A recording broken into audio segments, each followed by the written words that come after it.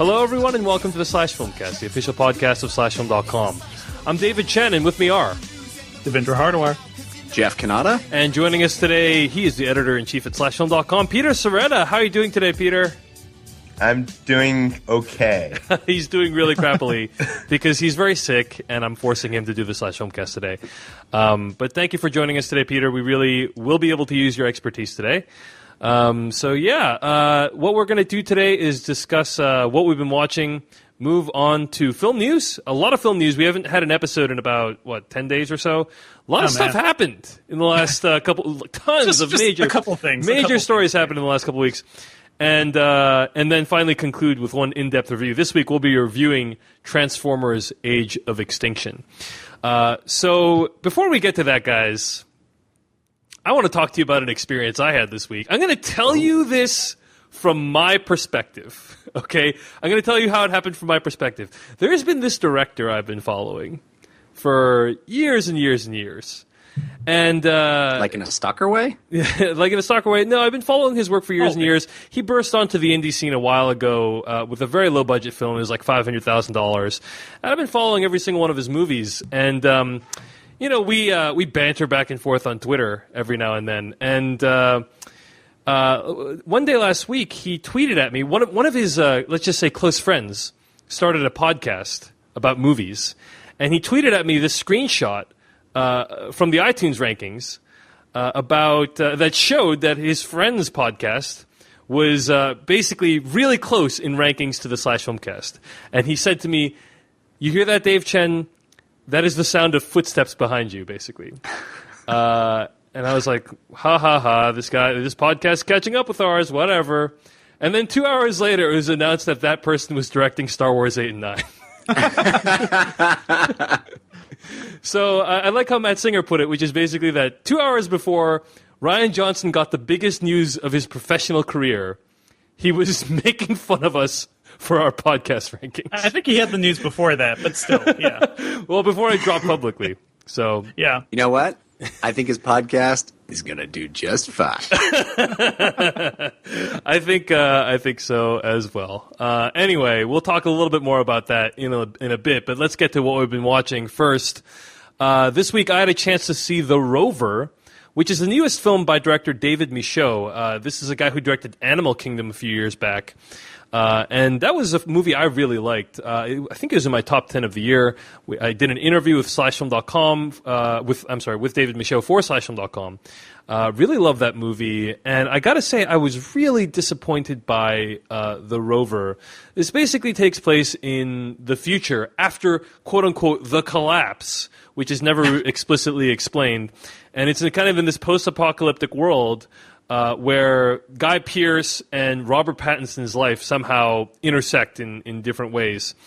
Actually, I think I can just say, what happens at the beginning of the film is someone steals Guy Pearce's car, and he spends at least a significant portion of the rest of the film trying to get it back. That's basically the whole plot of the film.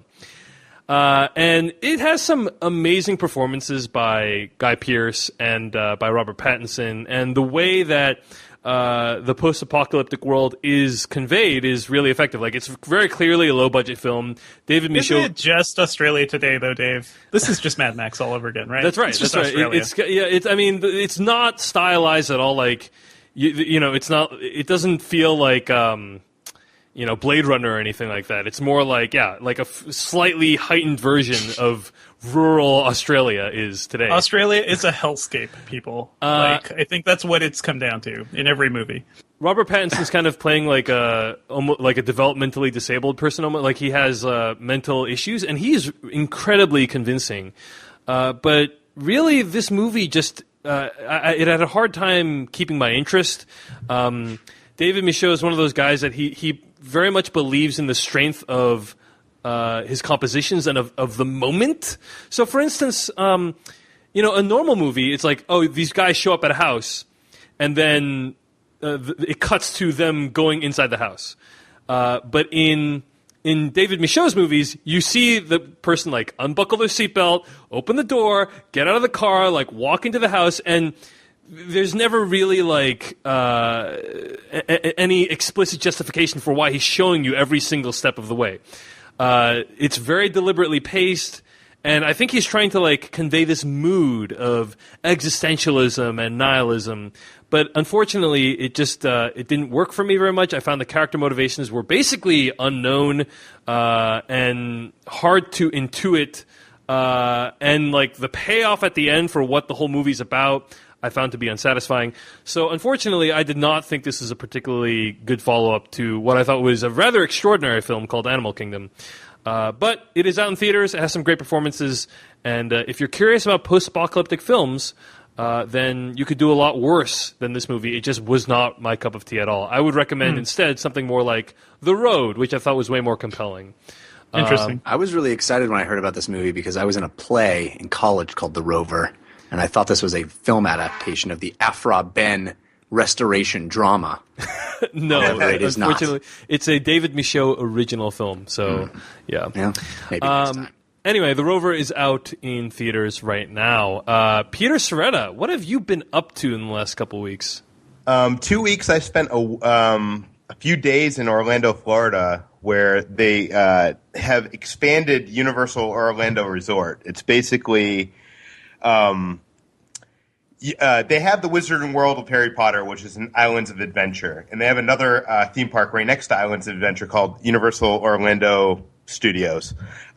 They basically built another Wizarding World of Harry Potter in Universal Orlando, which is basically a recreation of Diagon Alley from the film. So you will now be able to go to Hogsmeade in the other park and take the Hogwarts Express to Universal Orlando and visit Diagon Alley, basically. So it's a pretty huge amount of land. It takes up where the Jaws ride used to be. It's mostly storefronts, but it's a lot of interactive experiences. Now you can you could buy wands at Wizarding World before, but now you can buy these interactive wands, which are $10 more. So for $45, you, David Chen, can buy an interactive wand. And throughout the Wizarding Worlds, the old one and the new one, you can go to these places on the map. I think there's probably like 20 or 30 of them. And if you do a spell in the correct way on that place, something magical will happen. And it could be anything from an animatronic thing in a store window to, it starting to rain. Or, You can make it rain? You can make it rain, yes. Wow. There is actually some incredible feats of magic you can perform, and it's all done with Microsoft Kinect, which is hidden inside the store window. Awesome technology. Yes. But they do have a new ride called Harry Potter and Escape from Gringotts, which is basically a recreation of the sequence from Deathly Hallows, where the main three break into Gringotts Bank. They are rewriting the movie, and you were in the movie.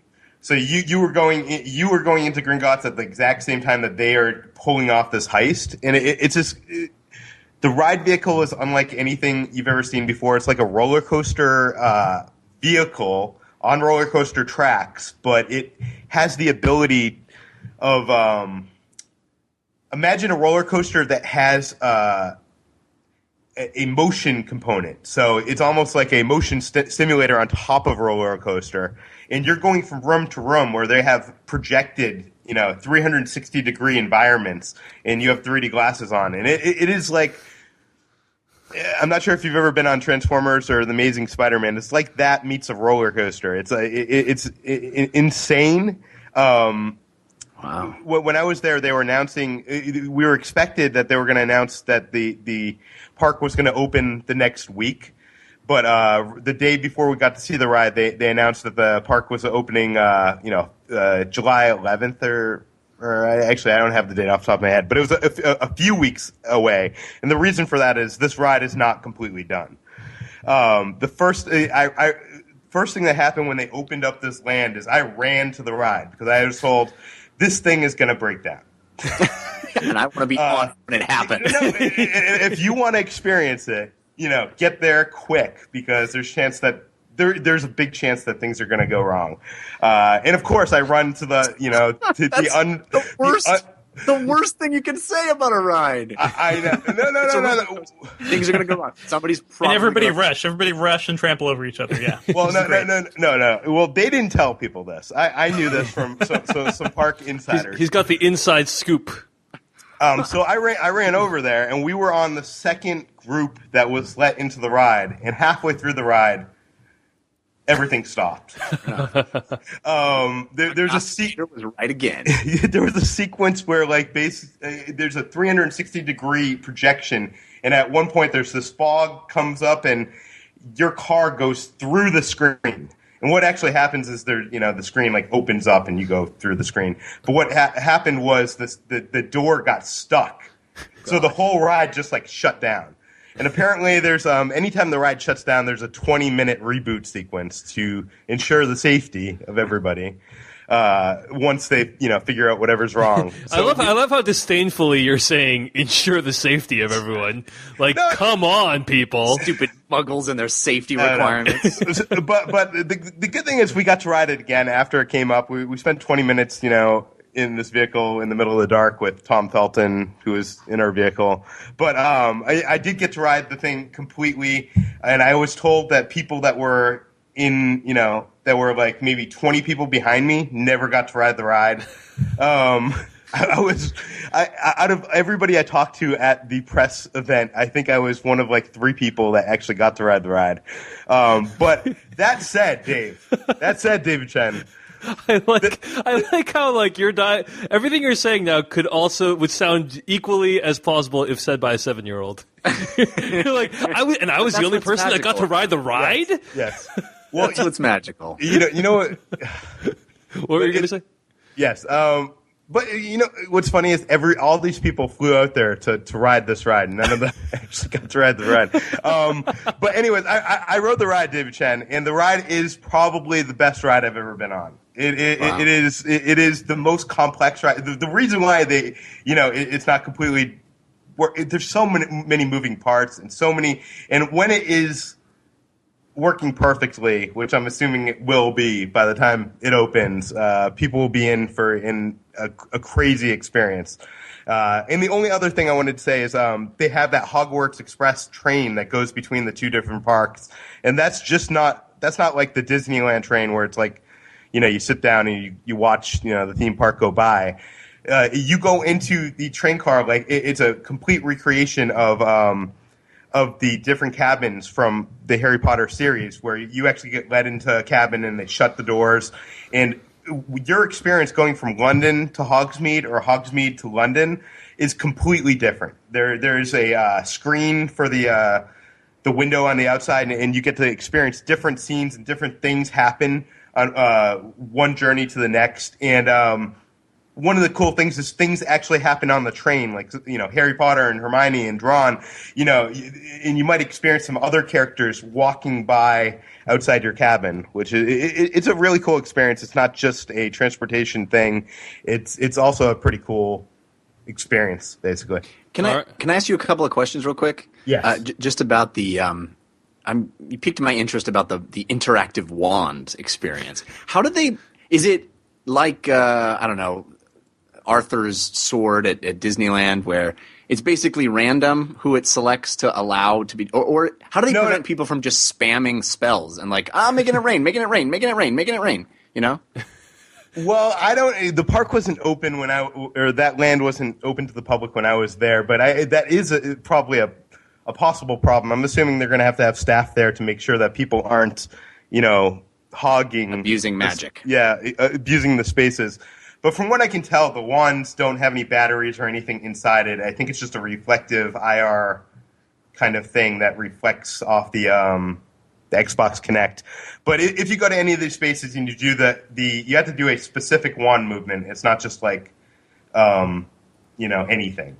At each location, you got to do a wand movement. Spell. Yeah, a spell specific to that place and what you're trying to accomplish. And it's actually almost too specific. Most of the adults that were there trying to do this, it took 2 or 3 tries to get some of them to happen. They probably don't have wizarding in their family. Yes, they're probably just muggles. Right. Yes. All right, well, you can find Peter's full write-up of his experience at Diagon Alley at /film.com, as well as... One last thing, Dave. Yes. Wizarding World of Harry Potter, anybody that's been there knows frozen butterbeer is where it's at. It's like, it is. It's the drink of choice in the Wizarding World. And at Diagon Alley, they have a new ice cream shop, specifically in Diagon Alley, that serves butterbeer ice cream. That's all I got. Drop the mic. Yep.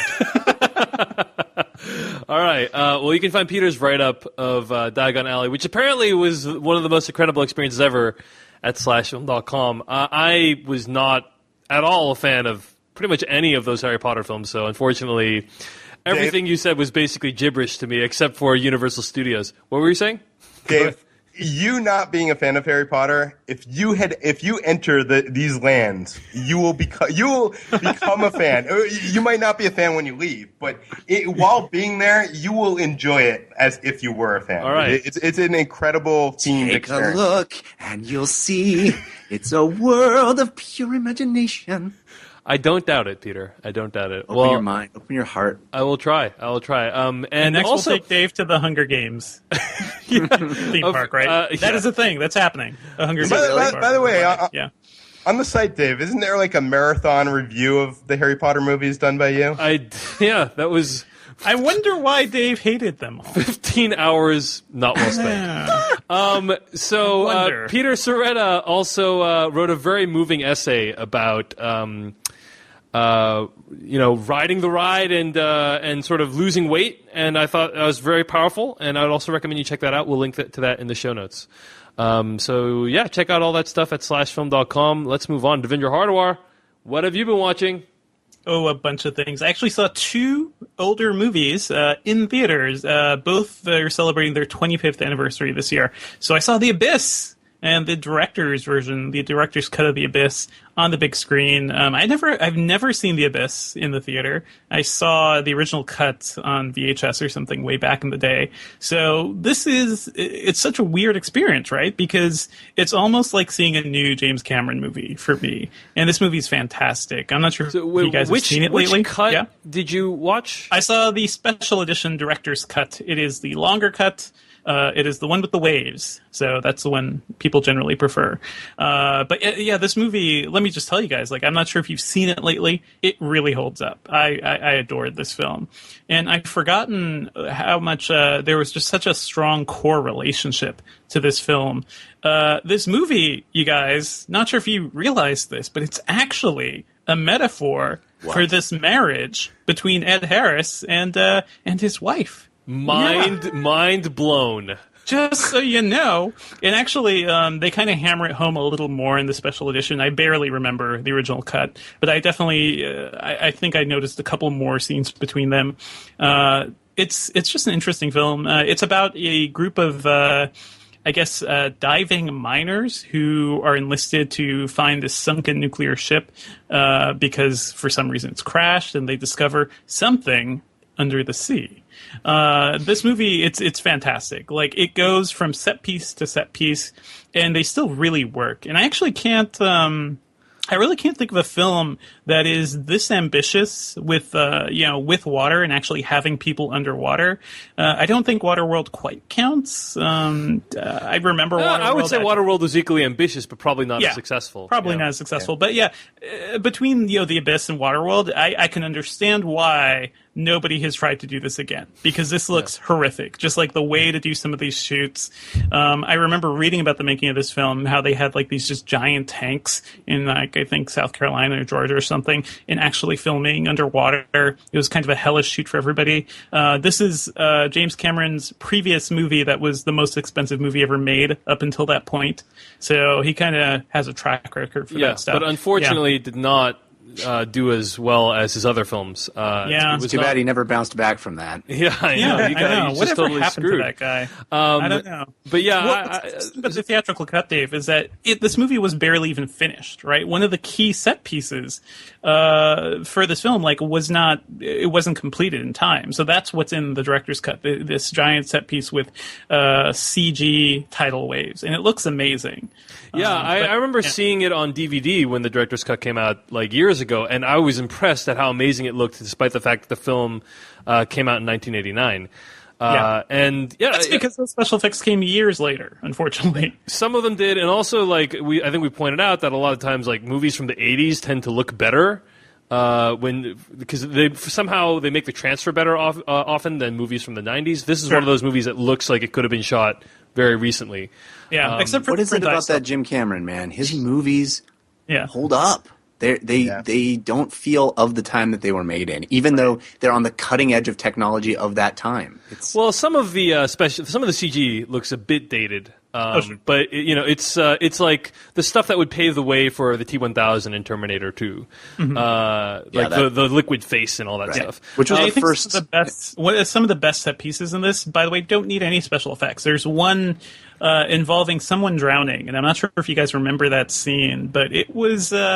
That's a harrowing scene to watch, especially on the big screen. Yeah, incredible performances all around. I mean, I still remember a ton of individual moments from the movie, like the scene when Ed Harris almost got his hand completely crushed, but it was saved by a ring. Or probably something that really symbolism. When he has to breathe the water. Yeah, you're breathing the water, and I think the thing the that mouse in the water. Oh, jeez. One of the earliest instances that I can remember feeling heartbroken from a film was the text knew this would be a one-way trip. Yeah. Yep. Really heartbroking. Texting, kind of drama. Right. The pre-texting. It was ahead of its time. Wow. Anyway, so just wanted to say this movie holds up. It totally holds up, and we need the freaking Blu-ray. There's actually not even a good DVD version of this because the DVD that's out there, the transfer is horrendous. I've seen it, and the Laserdisc that was released, I think it was one of the earliest Laserdiscs to have surround sound or something. That Laserdisc looks better than the DVD that's out right now. So we need a freaking real Blu-ray. The rumor is that sometime this year, True Lies and The Abyss will get long-awaited Blu-ray releases. So True Lies is 20-year anniversary, I think, this year. Yeah. So we'll see if that actually happens. Just in time for the Blu-ray format to be phased out. Exactly right. What else have you been watching, Devindra? I also saw Do the Right Thing in theaters at a great screening at the Brooklyn Academy of Music. And first of all, this film is phenomenal. It's something, I remember seeing it first either in high school or maybe during a film class. It's a film you watch it one time and there's a lot of things to really like about it, but I think it grows on you the more you watch it and the more you think about it, because it's a fun film, it's an entertaining film, but it's also, towards the end, it gets really brutal, it gets really violent, and it gets kind of crazy, and it's a strange film, but watching it, in the theater again, this is the first time I saw it on the big screen. It kind of struck me in a totally different way because now I'm actually living in New York and I feel it almost feels like I'm a part of this thing that he created or this environment that he's trying to build up. So, this film, if you haven't seen it before, it's about a block in Bed-Stuy in Brooklyn going through the hottest day of the year, and it kind of just shows you different people's lives. It actually stars Spike Lee as Mookie, and a couple of people that you'd recognize now. I'm sure Breaking Bad fans would love to see Giancarlo Esposito as Bugging Out in this movie because he is unrecognizable, but he's still amazing. And it kind of goes through a day in their lives until, racial tensions kind of boil up and everything goes to hell. But I think, every time I see this film, I'm just struck by first of all, how blunt it is and how in your face. But that's kind of the point. That's exactly how it works. The message that Spike Lee is trying to send here is not subtle, but I think it's very important, and it's tremendous. It's powerful. And I actually saw this at a screening where Spike Lee and some of the cast actually came out and talked about it.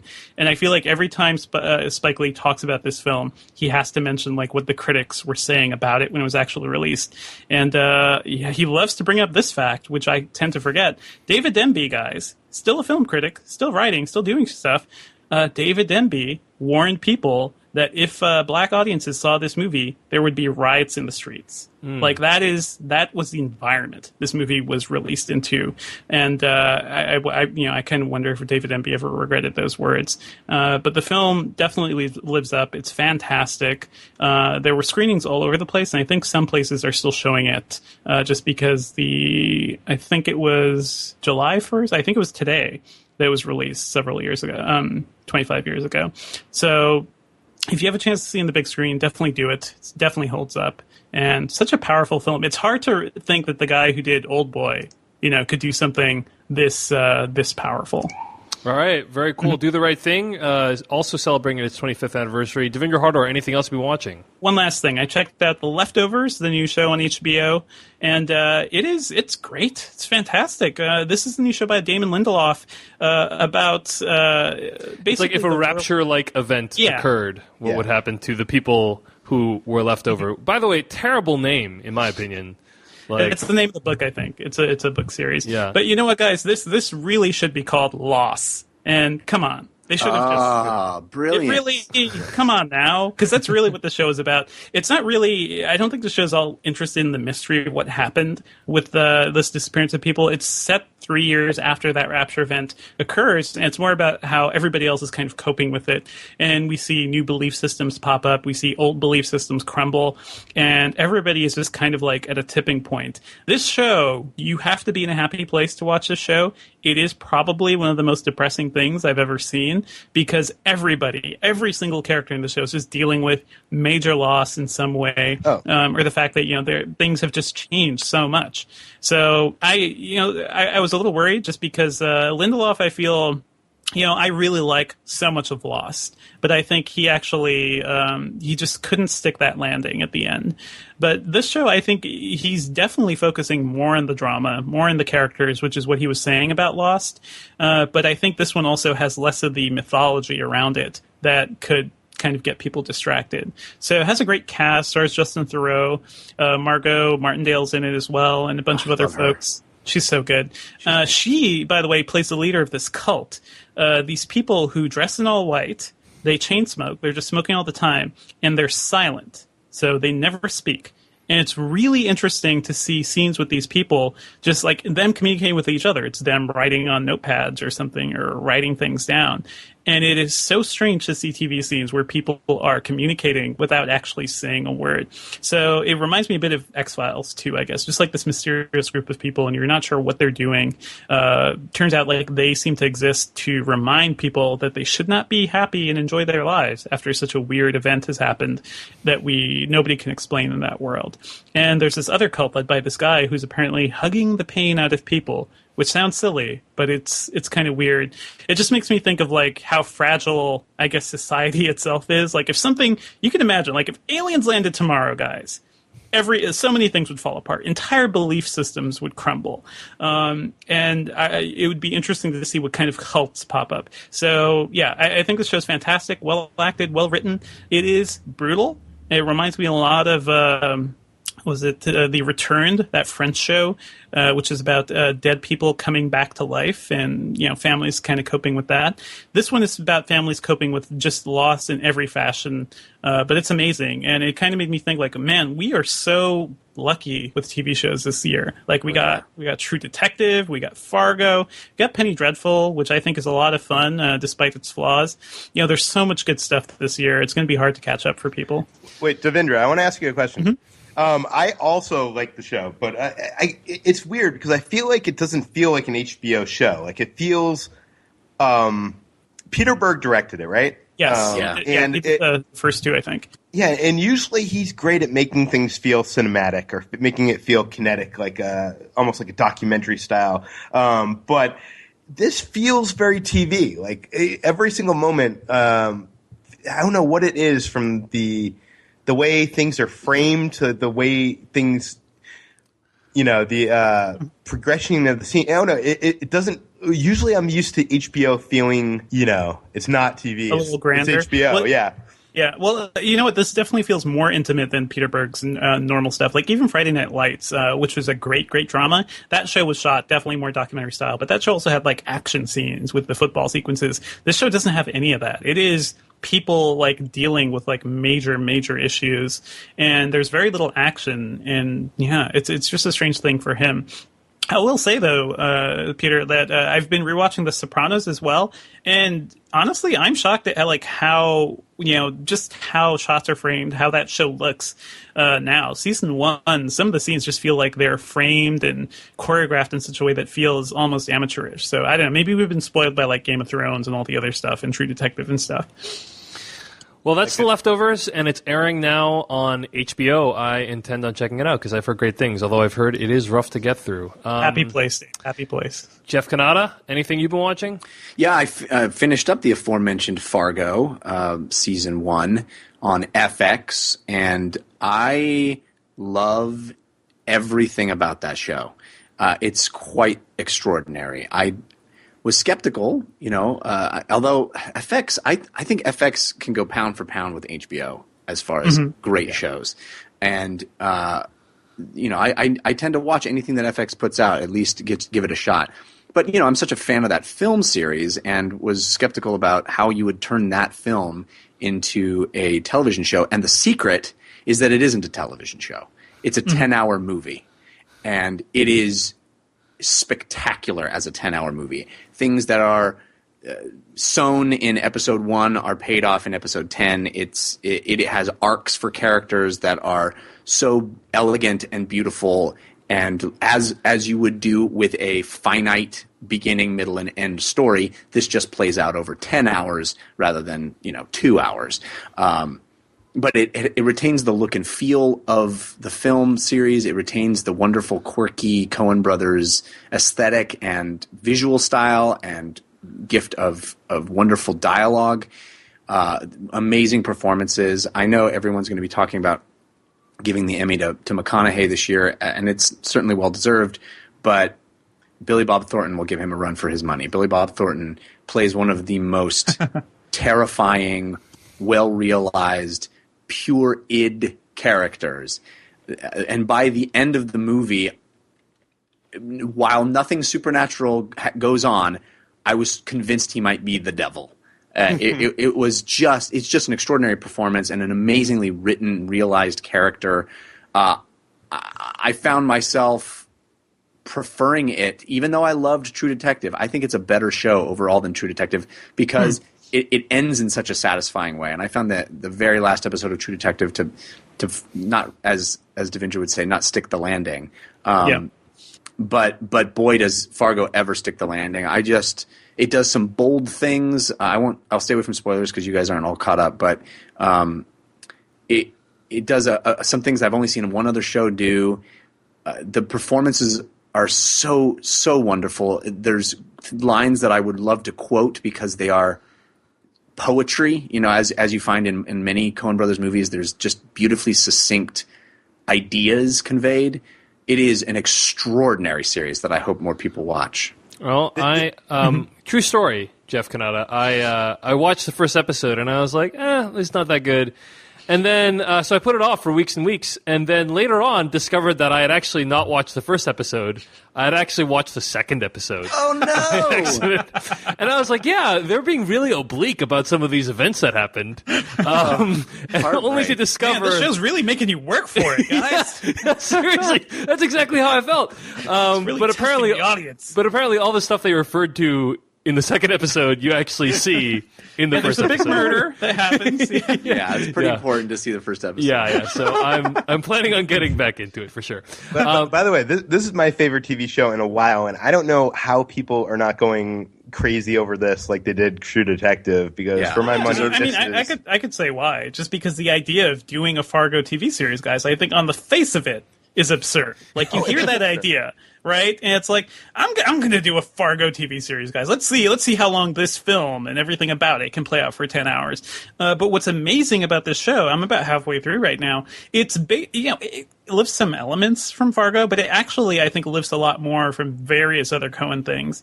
And I hear you, Jeff. Like, Billy Bob Thornton is great, but he does seem like Billy Bob Thornton playing Anton Chigurh. Like, that's basically his character. I don't know if that's fair, but it's a good show. I'm really enjoying enjoying it. It just, for me, like, so the thing is, True Detective just felt so original just for everything it does, whereas this feels like a great blending of Devindra, various things we've seen. Wait until you get like 2 or 3 episodes further. Okay.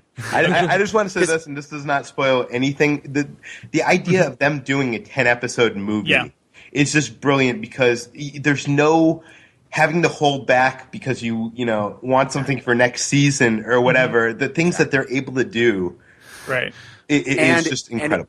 It works as a prequel and a sequel and a reimagining all at the same time. Interesting.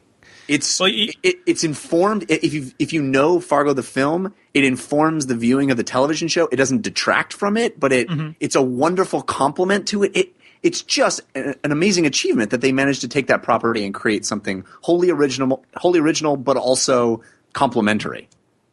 Well, very cool. You can check Fargo out on video on demand, and it's also on, I think, like FX Now is like their VOD service, so you can check it out. There's a version of HBO Go. And I am looking forward to catching up on it now that I have the episodes. I think you should just watch every episode in a random order.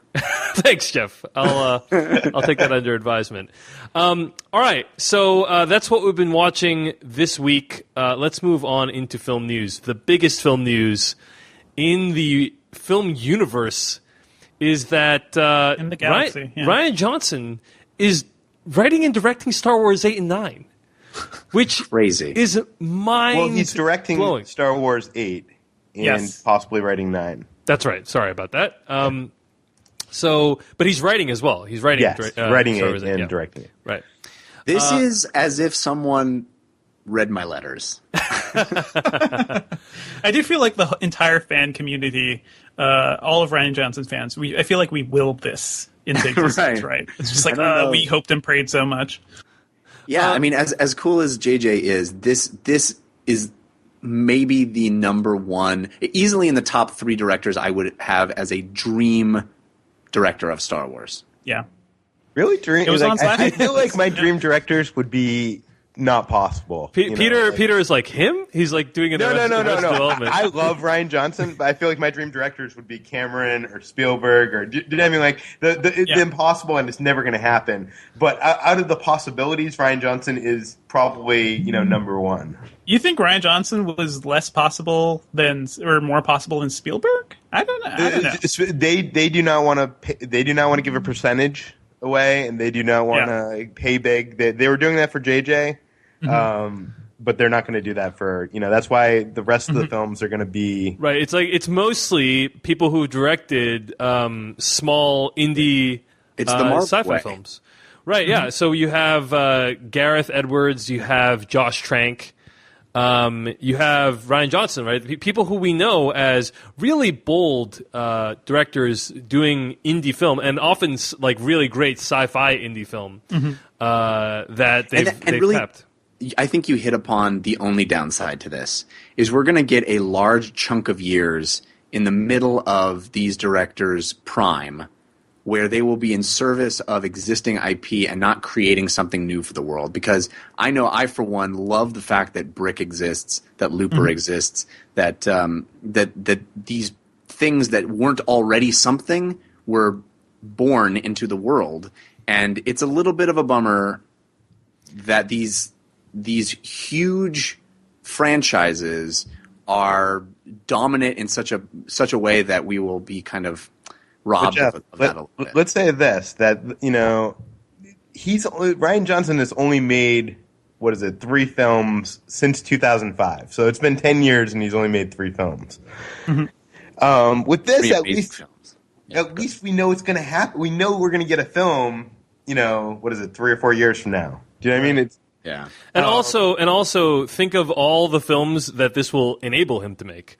Like, he had to go raising money for films like Brick and the Brothers Bloom was challenging. He will probably never experience that challenge again, or at least he will not experience it to the same extent. So the downside is, as you point out, they're not going to be working on original IP, but the upside is it will be a lot easier to get financing probably after he does this film. And you have smart guys working on, I think, the biggest franchise in the world. You know, I could see the downsides and everything. One thing that's also interesting too. Did you guys hear the idea or the rumor that Ryan Johnson actually passed on episode 7 before they went to J.J. Abrams? I did not hear that rumor. He was like, I wanted 8. Peter, 8 or something. Peter Soretta, have you? From what I was hearing I've something heard, like that. Yeah. what I've heard, JJ said no. JJ was like the top choice. JJ said no, and they started to go to other directors. They went to Brad Bird. They went to Ryan Johnson. I'm not sure if like he was offered anything, but JJ came back heard he into the did. picture. I heard he turned down episode 7 initially, so it's interesting for this to happen. Yeah. Well, that's what I was going to say. Is I'm actually more surprised. And I know you could call me stupid that Ryan Johnson would want to do a Star Wars sequel. Because I feel like he has, you read any of his interviews or even his appearances on here, he's so in the mindset of creating original content, original stories. Well, he will be writing. He will be writing it. So. No, I know, I know, and I'm not trying to dog him or anybody, but I'm just surprised that he's actually willing to work within someone else's universe, and I'm happy that he is. Yeah. Here's what I'm happy about is Ryan Johnson has made a sport out of trolling me on the Filmcast for 5 years, and now finally his words have come to haunt him. No, he did actually, I think one of his first appearances, if not the first appearance on the Filmcast, was reviewing J.J. Abrams' Star Trek. Which we posted on /film.com. We have come full circle, sort of. So I thought that was an interesting coincidence. And in that review, I believe he details things that he doesn't think science fiction movies should do. So, depending on whether you think Star Wars is science fiction, it'll be interesting to see how well he follows his own pronouncements. But Dave, you got to bookmark that so that when Star Wars comes out, we can check him off on the checklist. Yeah, exactly. But seriously, go ahead, Jeff. Is there any, possible negative thing about JJ not following through a trilogy? Is there? No, I think I don't think he ever wanted to do more than one. Right, and I think there's like logistical issues as well. Like, yeah, he's a big family guy, and working on Star Wars means being in London, more than a year, and not being away from home. So I don't think it was anything he was ever going to consider doing another. Yeah, and also like I'm guessing that like they'll need to develop elements of 8 while 7 is going on. Yeah. So I think it'll be like a Game of Thrones situation where like you have multiple directors working on sequential episodes for logistical reasons. I think that's what they tried to do with The Hobbit, and then Guillermo del Toro backed out. Right. Well, anyway, so and Ryan certainly comes from has some TV background, so I think he's worked in that kind of atmosphere. Yeah, and in somewhat. fact, a lot of people speculate that his work on Breaking Bad, directing what has been named by the creator of Breaking Bad as the best episode of the series. Yeah, helped to get him the role, and I think also better than the finale. Some people were saying that firstly, you should listen to my commentary on that episode with Ryan Johnson, which is available at /film.com. But also, what I was going to say is people were also saying like Michelle MacLaren, who's done a bunch of episodes of Breaking Bad and Game of Thrones, would also be another great director for Star Wars. So that would be really cool to see. Anyway, I'll just say on a serious note, I've been very... You know who I'd like to see do 9? Who? Dave? What's his name? Dean, whatever, the guy that did How to Train Your Dragon 2. Oh, Dean DeBlois? Yeah. I think that guy, after those 2 movies, is going to break out huge in live action. He's already made his Star Wars movie, though. Yeah. How to Train Your Dragon 2. Yes. Yeah. So on a serious note, I am really psyched to see this, and it's crazy. Yeah. It seriously took me like hours to... It's mind-boggling. To adjust to the fact that we're living in a world where Ryan Johnson is going to be directing the next Star Wars film. I mean, it took me a while to just get used to the fact, because we followed his career since he won the Special Jury Prize at Sundance for Brick. And so to see him rise to this level, he will become an internationally known director from making this small film that costs like $500,000 at a high school. set in a high school. It's just incredible. So we wish him all the best, and absolutely, we hope. I think people are pointing out that in that episode we had speculated that once he gets too big, he will no longer come on the Filmcast. I hope that This is that point. It has happened. It has happened. So we'll see if he will keep his promise of still joining us. I hope he will. Well, he's not going to come on before the movie comes out, Dave. I think that's probably accurate. Yeah. I do want to say, though, for new listeners, go back and check out our Rian Johnson episodes, and you will hear the directors of Star Wars, playing banjo, reviewing movies with us, and reading /Filmcast fan fiction. I think people forgot that's a thing that happened. It's kind of mind-boggling, Yeah, definitely. I remember, by the way, I saw Brick in the middle of nowhere in a crappy theater outside of Hartford. I drove, I made an effort to really check that movie out. Nobody was in the theater. I brought my brother and my girlfriend at the time, who's now my wife. And I remember seeing that movie in that dingy theater, and it blew my mind.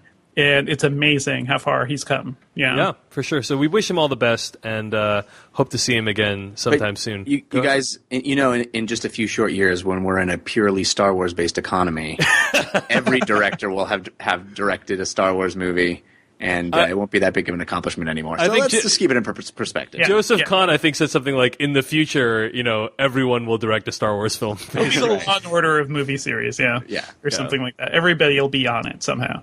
Yeah. All right, so that was the nuclear news of the last couple of weeks. But also, we learned that there is going to be a sequel for Pacific Rim, which is huge because I think Scott Mendelson pointed this out, where you have a situation where oftentimes international box office can save a film from being a box office disaster. Edge of Tomorrow. Edge of Tomorrow, that's a good example. Prince of Persia: Sands of Time comes to mind, where that movie made $90 million domestic, but total $336 million worldwide. Still not particularly a good performance, but certainly not a complete catastrophe.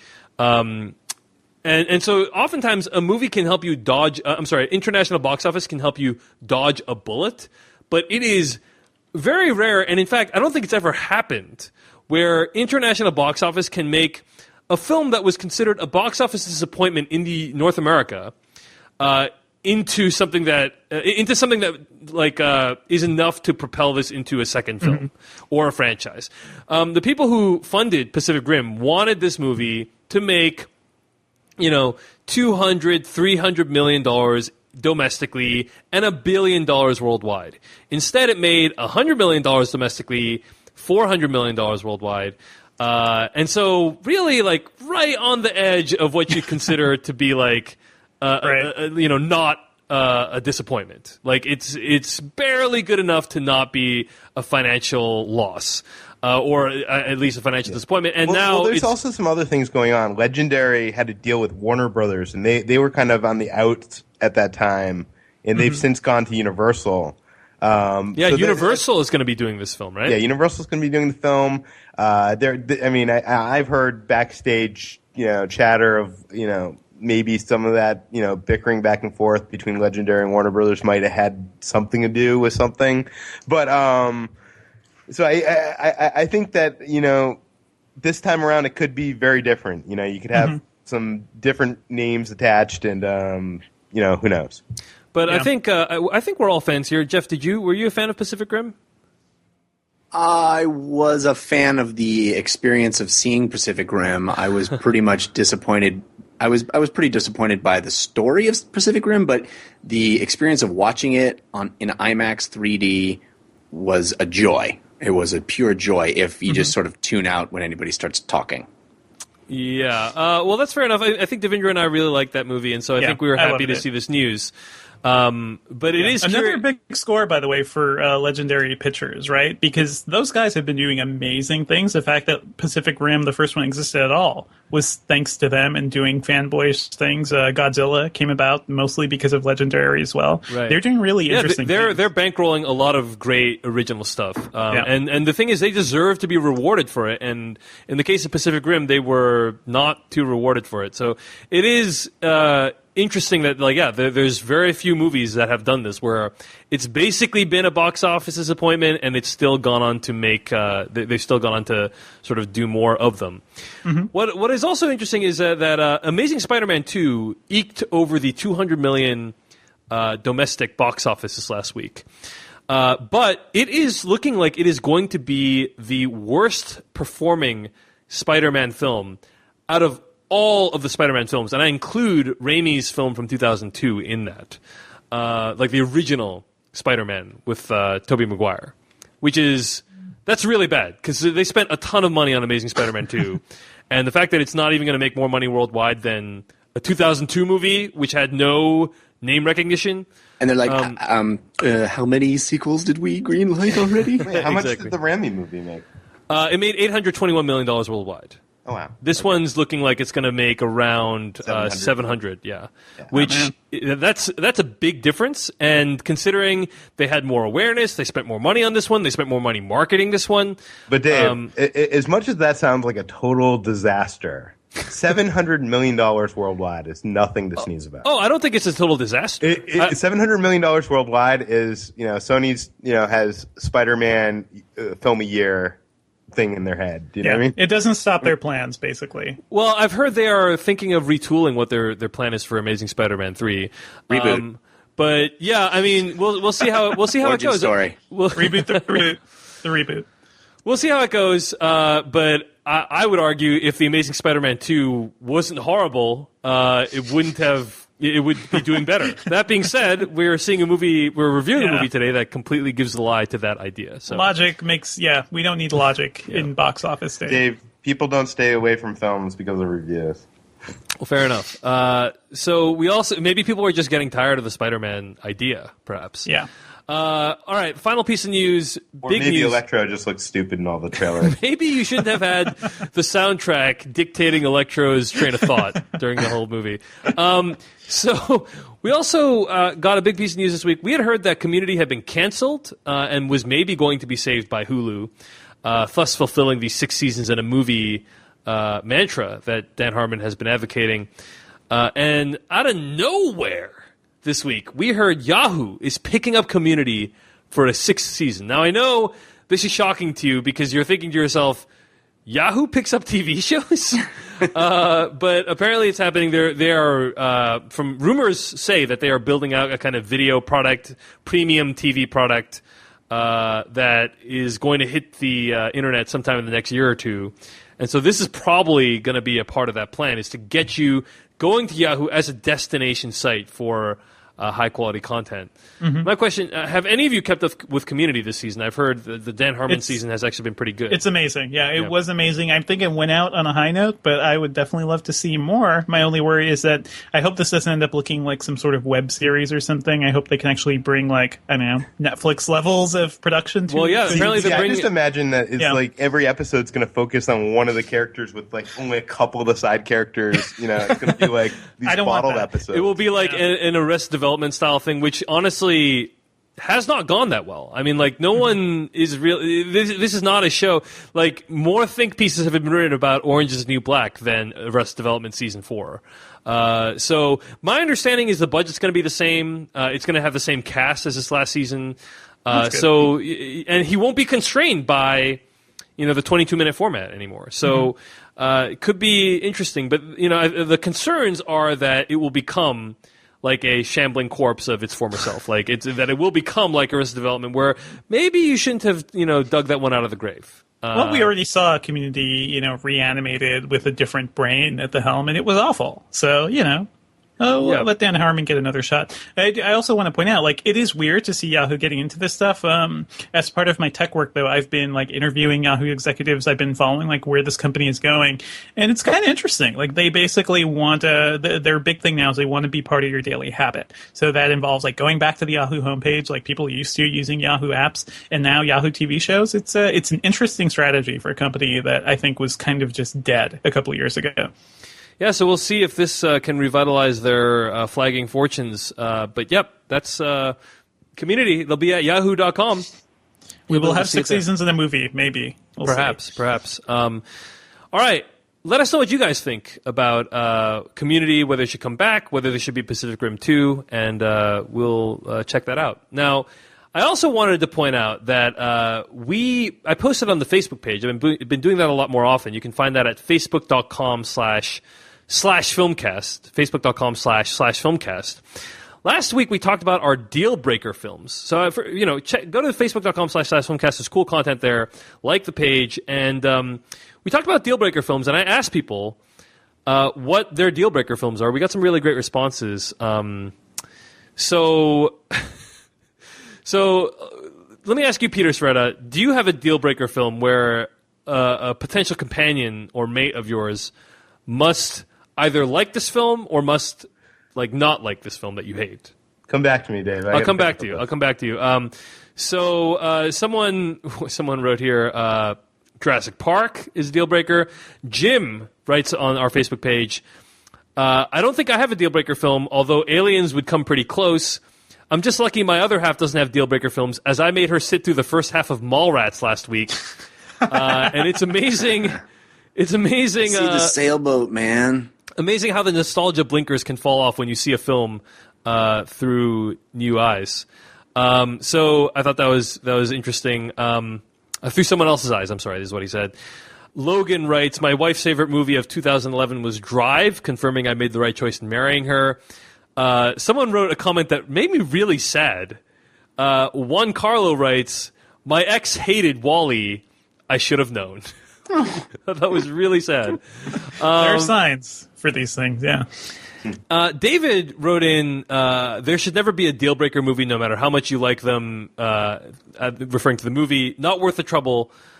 This might not be something you realize when you're young, but as you grow up, you realize that your love of something doesn't depend on your own personal tastes.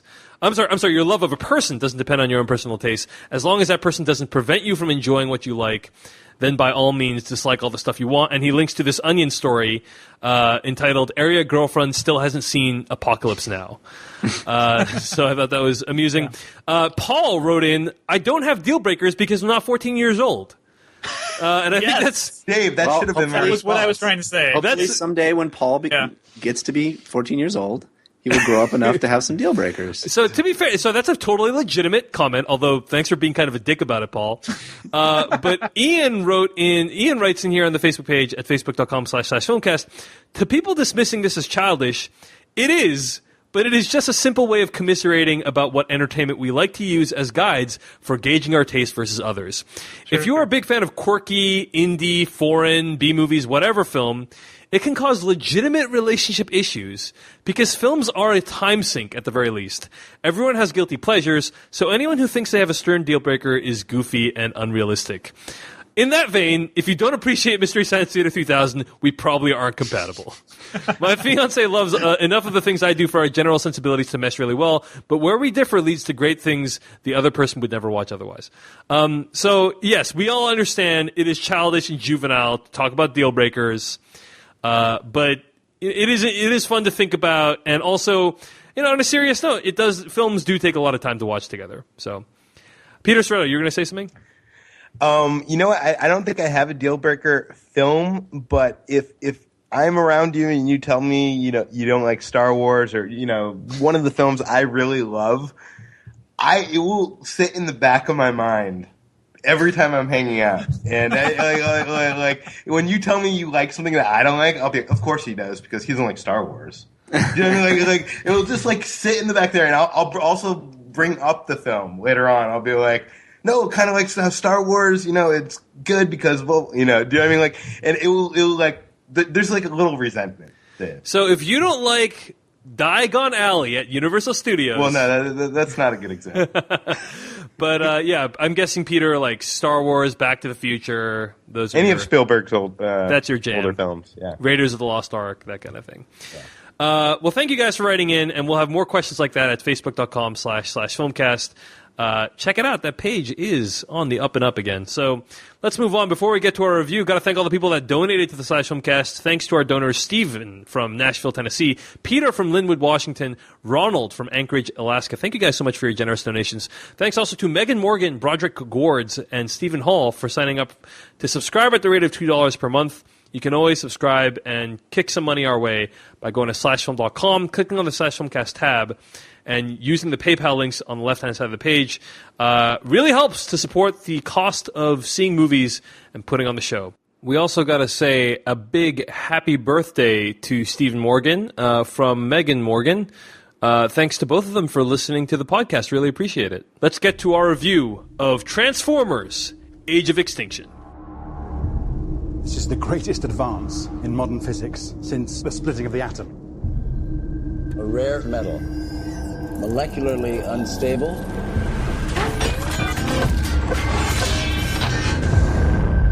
It's what they're made of. Bring it up! All the way! You guys have never seen a truck like this before. Dad, you can't keep spending money on junk. I don't think it's a truck at all. I think we just found a transformer. I'm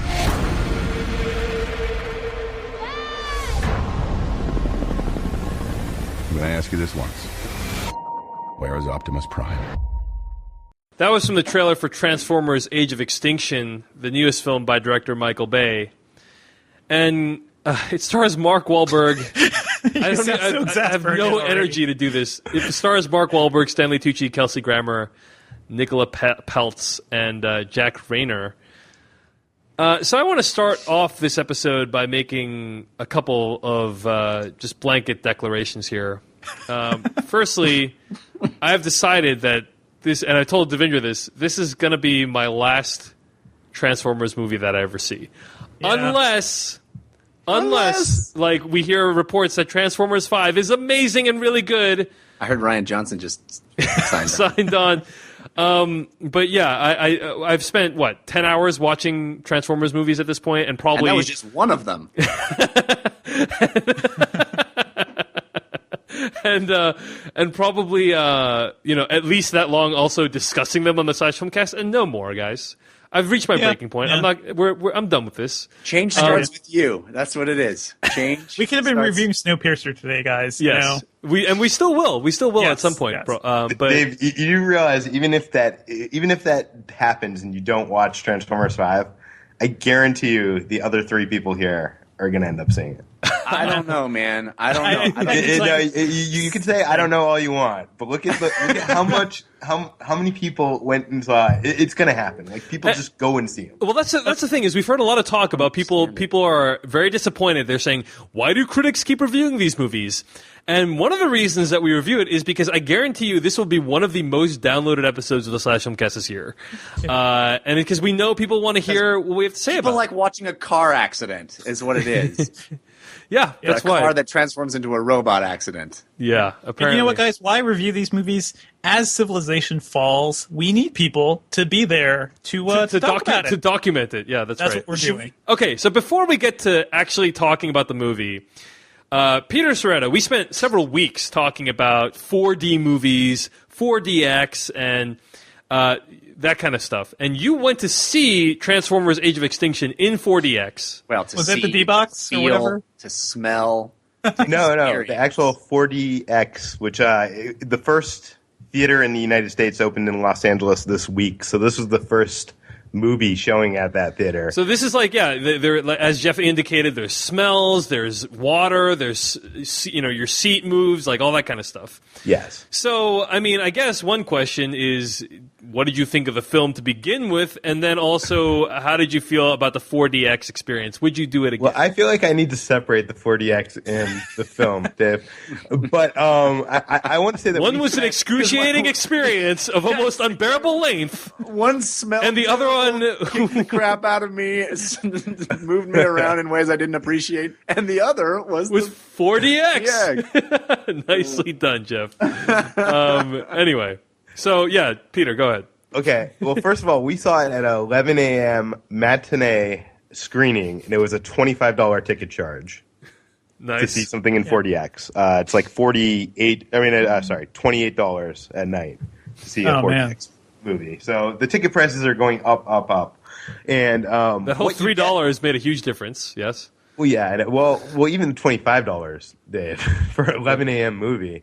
But crazy. I will say this: for the extra good news surcharge, is you weren't out of it until like 6 p.m. So you got your money's worth. Yeah, there was like a half an hour of trailers. I have not been to a public, When I got my ticket, movie not at the ArcLight in a while, and that was just shocking. I'm right there with you, Peter. When I got my ticket at an AMC, the girl literally told me there's 25 minutes of trailers, and I went, "What? Are you kidding me?" Just a warning before you sit down. You better prepare yourself. I can go watch an episode of television and come back, and the movie won't have started yet. Anyway, go ahead. Sorry. Go ahead. But for the extra surcharge, you are getting a lot more than you are getting with the 3D surcharge. It's not just glasses. You do get the glasses. You get the real D glasses. But you sit in these huge seats that can only be they almost look like home theater meets a barber chair, because it's up on like these hydraulics, and it has like a kickstand that you put your feet on, and there's various holes and stuff on the seat. And on the seat in front of you, there's various holes facing you. You don't know what's going to happen. Going to slip in there, but okay. What do I put in the hole? On the 40x porn, guys. 40x porn. On the top of the theater, on either side, the left and the right, are these huge industrial fans, like that. Like fans that can send a serious amount of air right at you.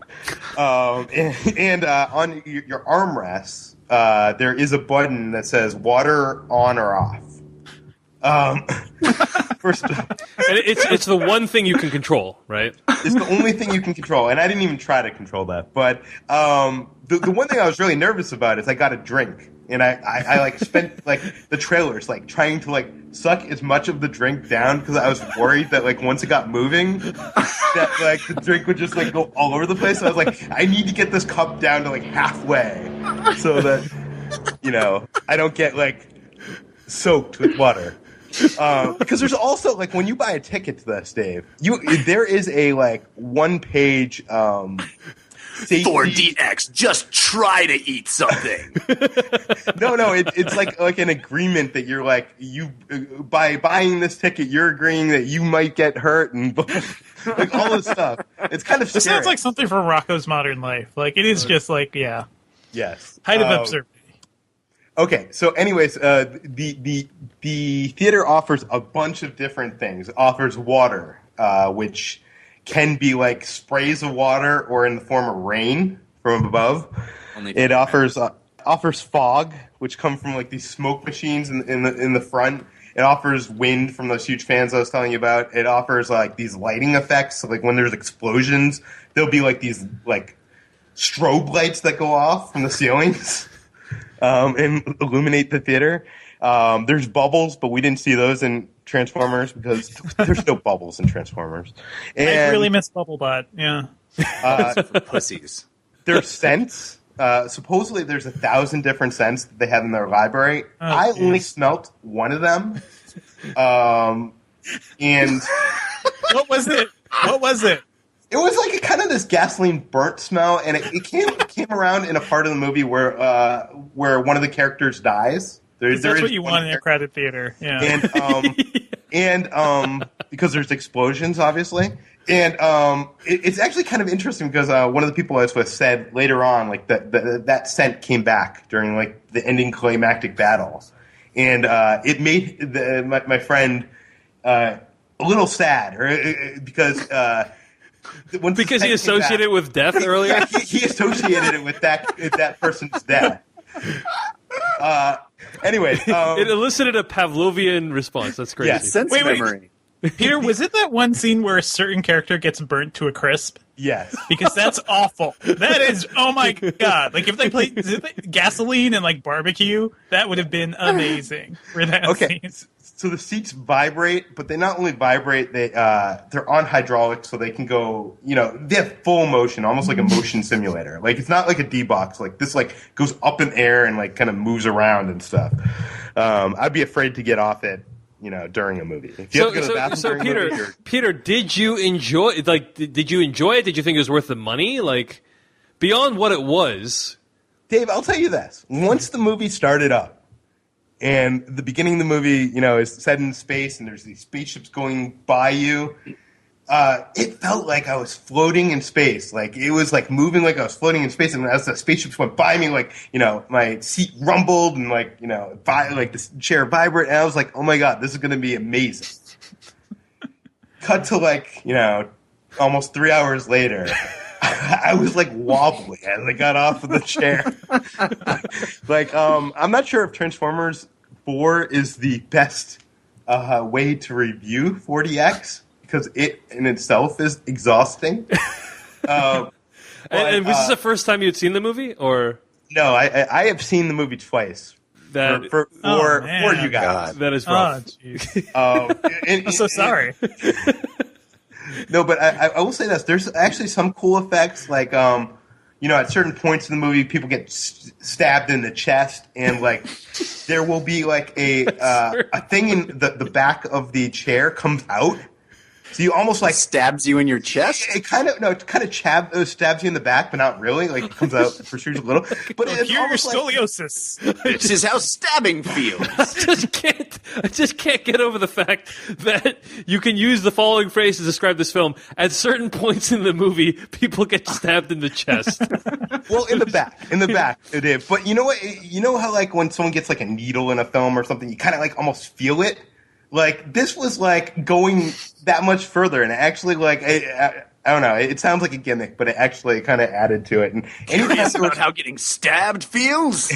Anytime there was actually flying in the movie, like, there's a whole, flying sequence in the city that was really cool.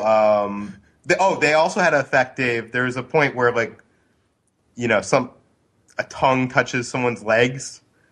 They actually have this thing that comes out and like touches the back of your leg. There's like specific stuff built in for this particular movie. Or I'm not sure if I don't imagine they need Backstabber for most movies. Well, Backstabber is probably more, like the tongue thing is probably less common than Backstabber. I've actually felt something like that tongue thing at Universal Studios. They have. Yeah, so I actually felt something like that tongue thing at my local theater. Yeah, I once got kicked in the head at my multiplex. That's sort of like 4DX, right? So literally, yeah. Okay, but I have a couple more things to say about this. But but the experience, like, honestly, a bunch of it actually is kind of cool. But the bad part about it is almost all the effects, you experience almost all the effects probably within the first hour of the movie. And then they're repeated, right? Yeah, so they're kind of just repeated. Especially since I saw the movie and I know what's coming. I'm like, oh my God, it's going to start raining. Like I'm just waiting for what's going to happen next. And the rain is horrible, Dave, because... You're wearing glasses. I had to wipe my 3D glasses. Not only my 3D glasses, I had to wipe my glasses that are underneath my 3D glasses multiple times. Like... There is no possible. Could not have foreseen this development. Yeah.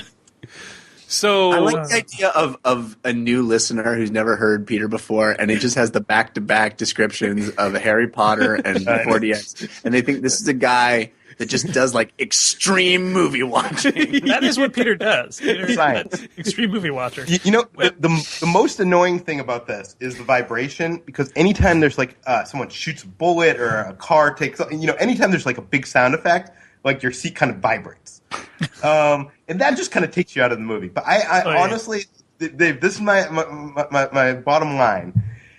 This was not a good experience. It's not that, I would be willing to do it again if the situation was right. I wish that a horror movie would use this technology, like a Paranormal Activity or something, and use it more sparingly, where it's not vibrating every second, because that would be awesome. I forgot to say, there's air effects. There's like holes in the back of your head, and air will like if Bumblebee shoots a bullet, it'll like shoot past your ear, or there's an air effect in front of your face and it'll shoot past you. Anyways, but that kind of stuff could be really cool in a horror movie, or like the foot thing. But I think the next film playing in the theater is Dawn of the Planet of the Apes, and there's no fucking way I'm seeing that movie. Oh man! One question for you, Peter: did you feel and smell Michael Bay shitting on your childhood? No, I did not. That's a disappointment.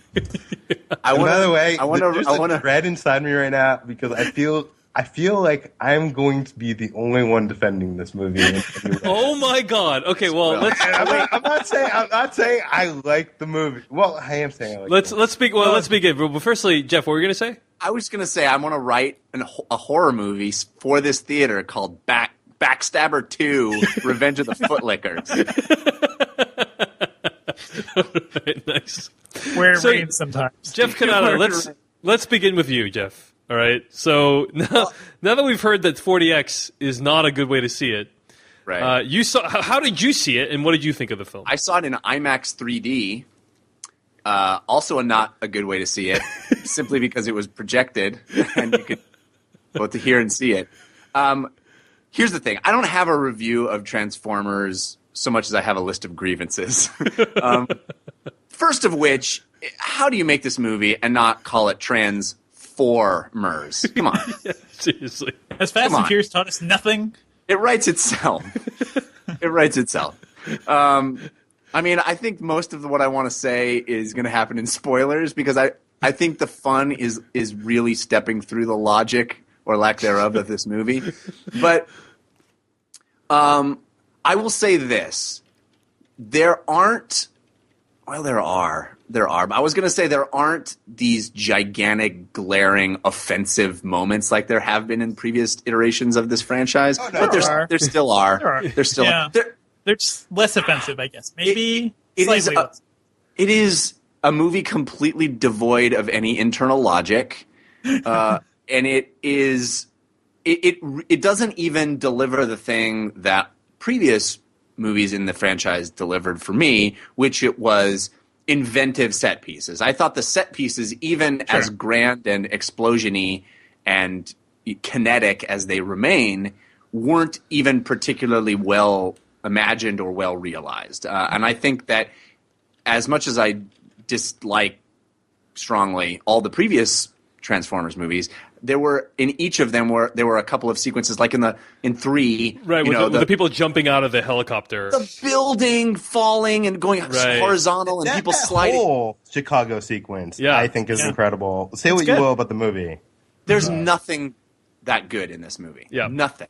Yep. Even from a purely visual kinetic perspective, there's nothing that good, and there is stuff that retcons the series in a way that makes it more stupid. And here's the biggest complaint I could say. This pretty much sums it up for me. As I walked into the theater, I walked by a giant standee, cardboard standee, and what is it of? It's of Optimus Prime sitting aback a Dinobot, sword aloft in American triumph. I went to a 9:20 showing of Transformers 4. I have something to say about this. I looked at my watch when the first Dinobot came on screen, and it was 11:55. Yeah, that is rough. The first Dinobot.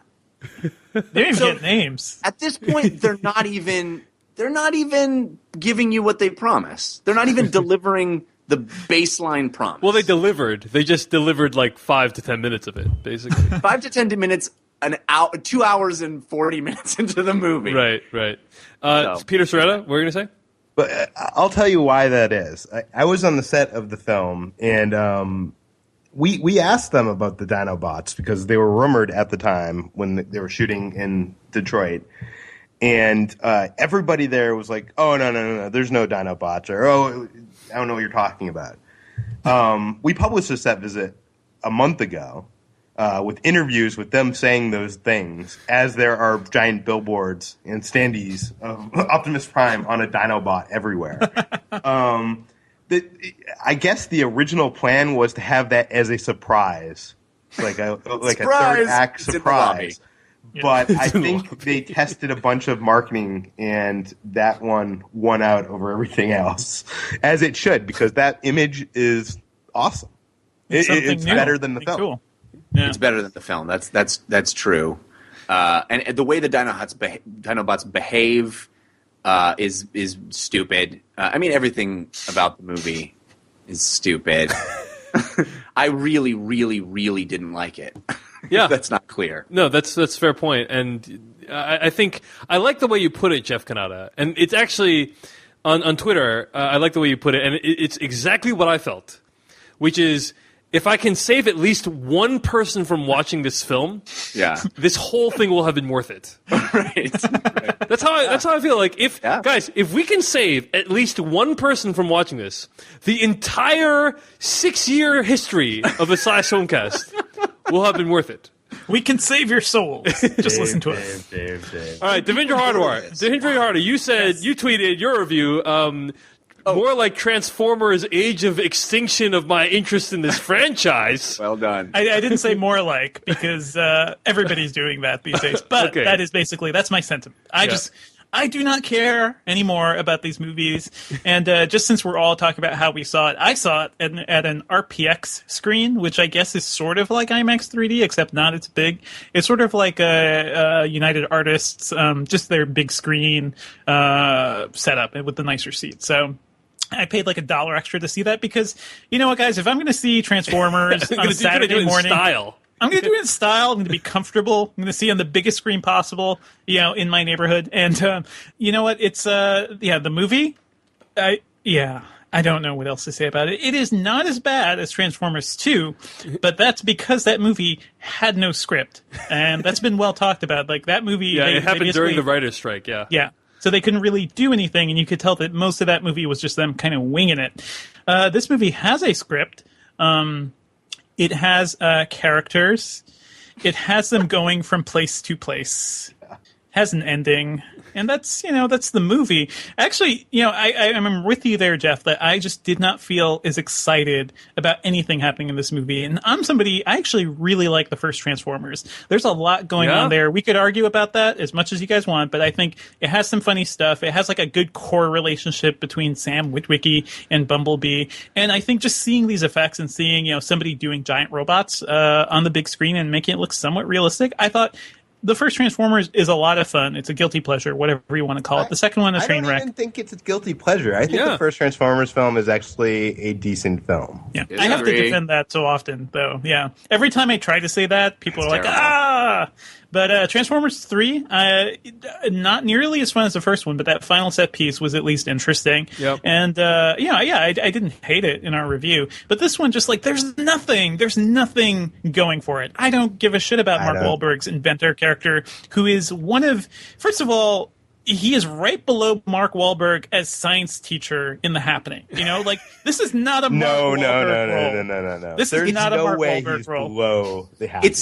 Guys, I'm saying that one step. I think you mean one step above Devindra, not. Well, yeah, I mean it depends on how you're ranking it. Okay, like I'm saying, in terms of the worst Mark Wahlberg role, the worst. Okay, got it. Yeah. Okay, in that he case, is one step below the top. I don't know however you want to say the top list of the worst. He's a nerdy robotics guy.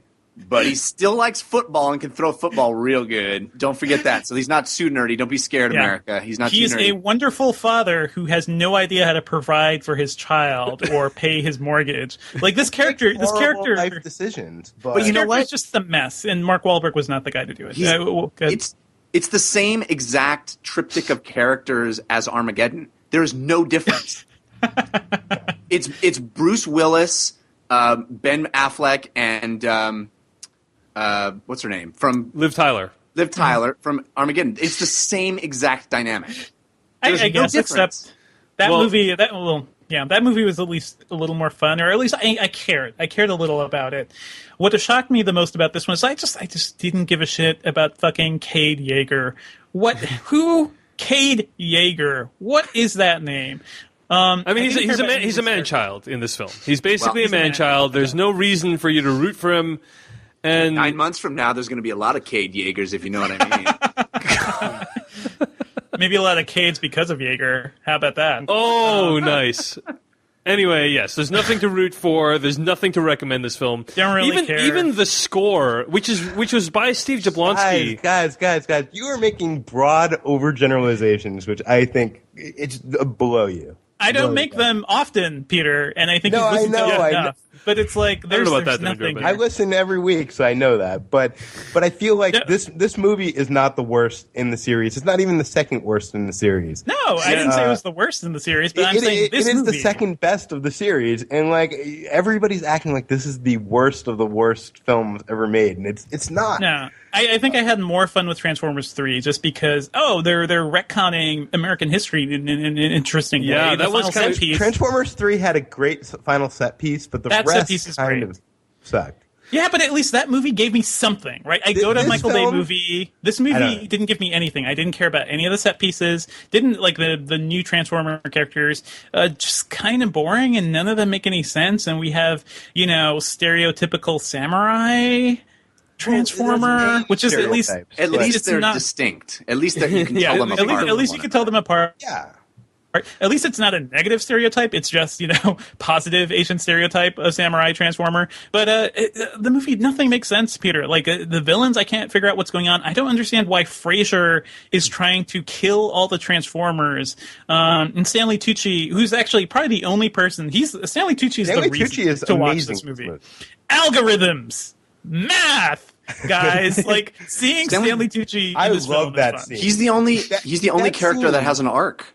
Yeah, he has an arc. That scene where he is trying to build his own Optimus Prime it is an example of what Bay was trying to go with this movie. It is not trying to be a serious movie. He can't even, he tried to make Optimus Prime, and it just ends up being Megatron every single time. But the problem, Peter, is that this movie is nearly 3 hours long. Okay, I agree. That is the problem. I can accept some of this stuff. Like I can buy like Cade Yeager. I can, especially since Stanley Tucci is so much fun. I can buy the nonsensical stuff. But this movie, you could shave an hour off of this movie. You could shave 2 hours off this movie. You could shave some, but you could at least shave an hour, 90 minutes off of this movie, and have at least a fun, to at least an experience that won't feel like you're wasting your life. And right now, I just, I can't say anything good about a movie that makes me feel bored for 3 hours. A movie by one of the most yes, it was very boring. I Peter. don't know. I do not agree with that. I was not bored the entire time. I was bored some of the time. Because you were being moved and splattered and splashed. No. I saw it before 40X first, so I have the experience, the pure experience. Yeah, but that just comes down to personal preference. Like I do think. Let me say this: the first hour of the film, where it's set in Austin, set in the with the sweeping, what? Paris, Texas. It's a very Paris, Texas. Well, they shot it in Austin. Whatever. As the sweeping sunsets and Americana, I love those kind of shots from Pearl Harbor and whatnot. And I feel like that stuff was kind of strong. You can say what you will about Mark Wahlberg as an inventor, or what I feel like the T.J. Miller character was something you could get behind. No, it's T.J. Miller. It's just T.J. Miller. But I was with him. I felt like that. I don't know. I felt like that whole section of the film really worked. Literally, I'm not saying it was awesome. Of a character, we swap him out in the same scene. We just swap him right out for a new character. Well, from what I understand, or from what I've heard, Reed, I don't know for sure. The film was originally going to be the girl, her boyfriend, and the T.J. Miller character. And when Michael Bay was working on Pain and Gain, both The Rock and Mark Wahlberg, were bugging him to be in it. So they wrote a father role and changed. How do we have a Transformers movie without The Rock? By the way, he was not available. This is actually funny. Yes. We have an interview with Michael Bay on the site, which is just amazing. No one has. I feel like people have not read this, because if gossip sites had read this, they would have, pulled a billion items out of it. Because he honestly says, like, the Rock and Mark Wahlberg were both bothering him to be in it, and that it was just because the Rock his schedule wasn't available that they picked Mark Wahlberg. And he says that flat out. And I'm like, you do not say that in an interview. Oh, man. You mean we could have seen Inventor Rock? Oh my god, that changes everything. I would love to see that.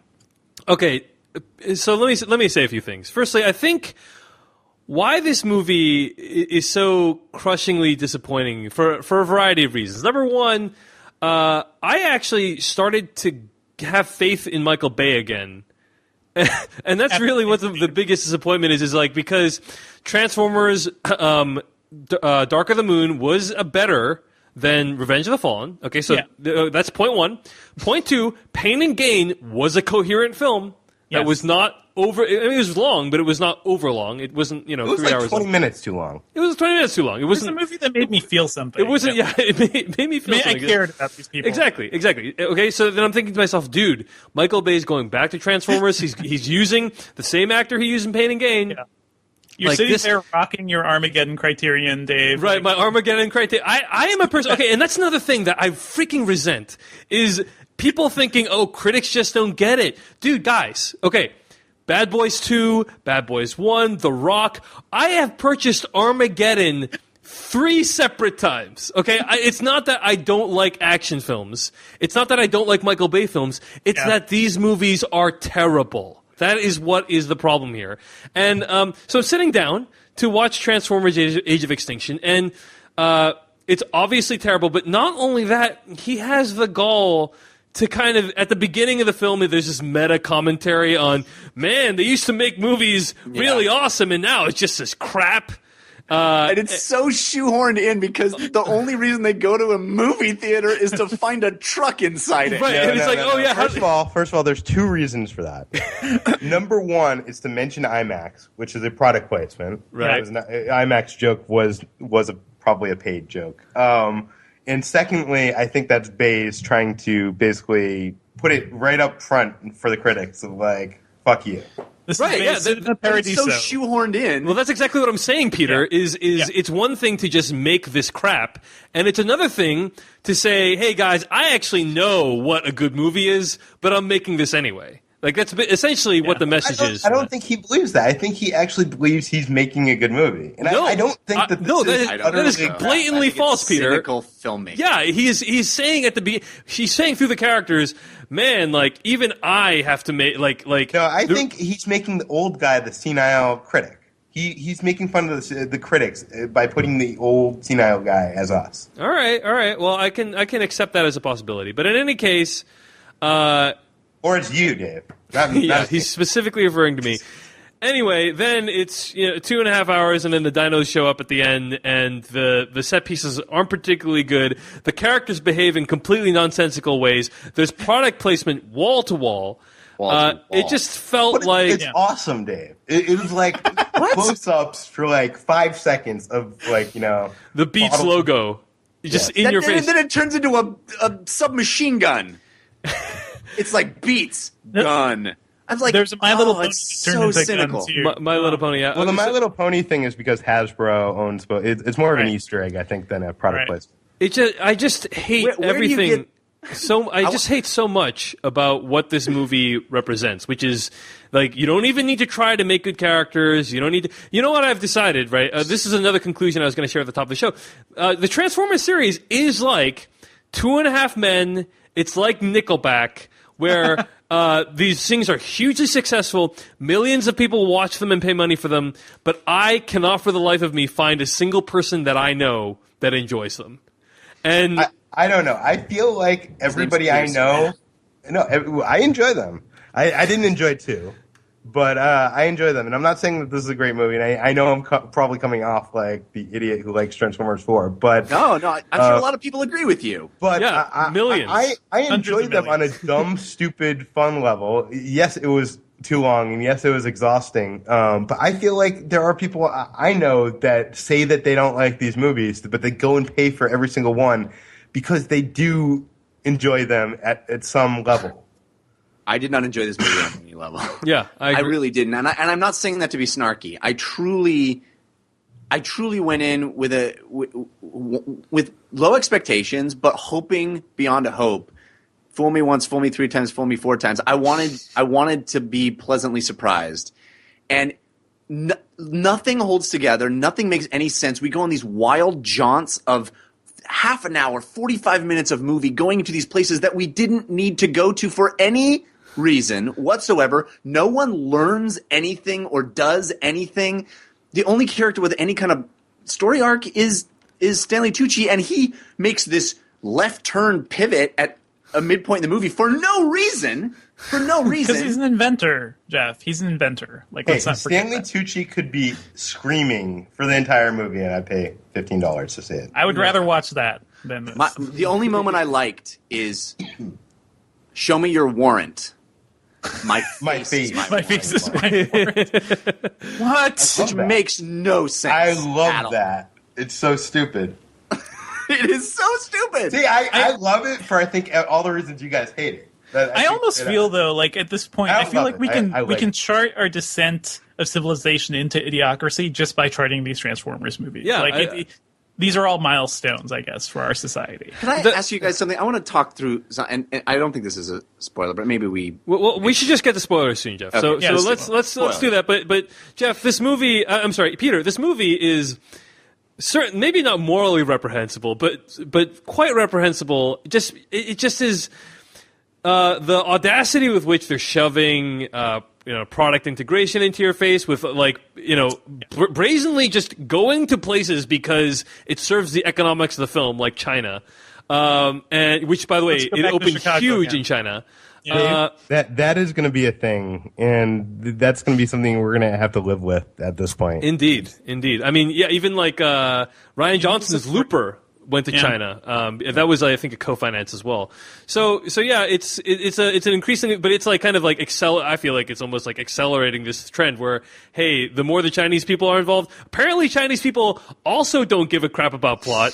As long as they recognize landmarks in the film, they'll turn out in huge droves. What's disappointing, Peter, and why I find this movie indefensible is it's possible to make a huge, big budget action film with actually quality, fleshed out female characters and a great plot and huge action set pieces that are really interesting to look at. They've already done it. It's called Edge of Tomorrow. It was almost a complete financial catastrophe. Yeah. And that's what's so upsetting is that you have these good movies coming out with that movie is a great film, probably in my top 10 of the year. And no one went and saw it. And then you have this movie, which is probably in my bottom 5 of the year. And it has made $300 million in the last 6 days. And it just is really upsetting, Peter. I can't. That's all I can say about it. Yeah, I mean, there are so many things, but even that article that you forwarded us, Dave, which was fantastic, IO9's sort of fact takedown of it, brought up a really spot-on point, which is there's an entire prolonged sequence. Okay, we got to talk about this in spoilers because I think I have an answer to this. Okay, all right. Let's just move into spoilers, guys. So me and Devindra and Jeff hated this film and think you should never see it. And Peter I am not saying that you need to see it, but if you like the other Transformers movies, go see it. If you didn't, why add to the box office? Why are you continuing to see every single movie and then bitching about it and complaining about Michael Bay? But you're I would not giving have him money seen every this single time. I would not have seen this movie if we were not covering it. I would not have. I'm telling you, I would not have. I mean, we're not talking to the people I think who are actually going to see this movie. That's the bigger problem. I don't know. I think almost everybody I know will have seen this movie in the theater. Yeah, it's possible. It's possible. And and they all complain. I don't understand it. If you don't like it, why go see it? Yeah. All right, let's move into spoilers for Transformers: Age of Extinction starting right now. Now you're looking for the secret. Trying to see this coming? No. But you won't find it because, of course, you're not going to see this coming. You're not really looking. I have been puzzling over how it works. You don't really want to work it out. Who's in the box? I have been dying to tell you. I want to tell you my secret. You want to be fooled. All right, Jeff, go ahead. I have so many things. So we'll get to the freaking statutory rape scene in a second because it's unbelievable. Unbelievable. That was indefensible. I don't. Unbelievable. We do need to bring that up. But I just want to talk through this, and I know you guys are just going to say, "Oh, you're thinking about it too much." But nope. I have an answer for this. The main thrust of the new information provided in this movie is that Transformers are made out of transformium. Yep. And basically they can be made into anything at any point all the time because that's how transformium works, right? Well, no. We have taken their essence and made them into transformium. They aren't made of transformium. That's not how I understand. Yeah, it. that's We've grinded them down and then made an element out of that. The element was always on Earth because the beginning of the fucking movie they made it happen on Earth. The first shot of the movie is making Transformium. But they name it Transformium. They say I'm trademarking Transformium. It's not like an element that's always existed, like unobtainium or whatever. Okay. Well, what is your point, Jeff? Well, my point is, okay, I've always had a problem with Transformers just transforming willy-nilly into whatever the fuck. And now there's literally canon no reason why Optimus should turn into a truck and out of a truck. He can turn into anything. Yeah. A. Right. And B, evidently now when you shoot a gun and you're a Transformer, you're literally shooting part of you at somebody. Part of your parts are being shot. It's like me ripping off my toenail and throwing it at somebody. Okay. It's part of, but your toenail grows back. Yeah, your toenail goes back. So where are you going with this, Jeff? Maybe their ammo grows back. That part didn't bother me as much as how they completely destroy the Optimus Prime character in this film. Yeah, I mean, Optimus Prime is a bloodthirsty murderer in this movie, guys. Who gives no shits. He's zero amount of shits about Earth. Even despite the fact created mass genocide on his people. I mean, wouldn't you be vengeant? Vengeant is that the adjectival form? Okay, like if you see it from his side, like they killed all of his people. Only 3 people remain of his. I don't know, Peter. I don't know that vengeance is exactly the message we want to give our kids. I mean, think of. Well, I'm not saying, but we also act. I always see. Yeah, it is what you're saying. That is what you just said. No, I mean, I hear all these people being like, "This is a kids movie. This is a kids movie. It's the first kids movie with the waterboarding joke." This is a movie where people have to be 13 years old to fucking see it. Okay, right? Yeah. Kids might buy the toys or whatever, but there was no kids under 10 in my theater. Parents are bringing kids. Yeah, That's dude. I would never bring I don't have any children that I know of, but I would never bring any children to this because it's PG-13. That T.J. Miller death is as horrific as anything. It is truly horrifying how he goes. Yeah, and for no reason, really. Right, because we need to swap him out for a new character, who, by the way, shows up. Why does he show up at their house? The one place he shouldn't go is their house. Because, anyway. His protagonist sense, his statutory rape sense was singlet. So, yeah. Wasn't she on the video chat with him in the house before the shit went down? Yes. I feel like that's why he came over. But he didn't realize something weird was going down. She just got off the video chat. So, about the Optimus Prime thing, I want to say there's literally a moment in the movie where Optimus Prime says, "Honor above all," moments after stabbing someone in the back. Yeah, literally stabbing. I mean, it's awesome when you have a backstabbing chair that can give you the sensation. but he literally it is awesome. He literally stabs someone in the back and raises the sword through their face, and then punctuates that moment by saying, "Honor above all." This is a movie where Optimus Prime threatens to kill the Dinobots unless they help him. He's giving them freedom while threatening to kill the Dinobots, and really the only way they can be free is by helping the Transformers fight. This is a movie where Kelsey Grammer, for no reason, at the end of the film, chases down Mark Wahlberg just to give him a monologue before Optimus Prime ends it. By the way, his raison d'etre, Optimus Prime, for staying around on Earth and doing stuff, is to kill Kelsey Grammer. And that moment happens in 5 seconds. It's just bloop, totally murders this dude, and then it's over. It was building up to this thing that never happened. My mind is broken trying to explain how this movie. I was looking forward to a Frasier mech suit battle. A Frasier what? A Frasier mech suit battle, like the end of Avatar. That's what I was looking for. That would have been cool. I did not get that. Yeah. There needs to be an entire movie just explaining the motivations of the Lockdown character. He doesn't make any sense, and nothing makes any sense. Nothing makes sense. That's the thing. I mean, I think that's the biggest travesty of this film. You can enjoy aspects of it, even if you find some of it dumb, but nothing makes sense. Nothing at all. But you literally said you didn't enjoy aspects of it.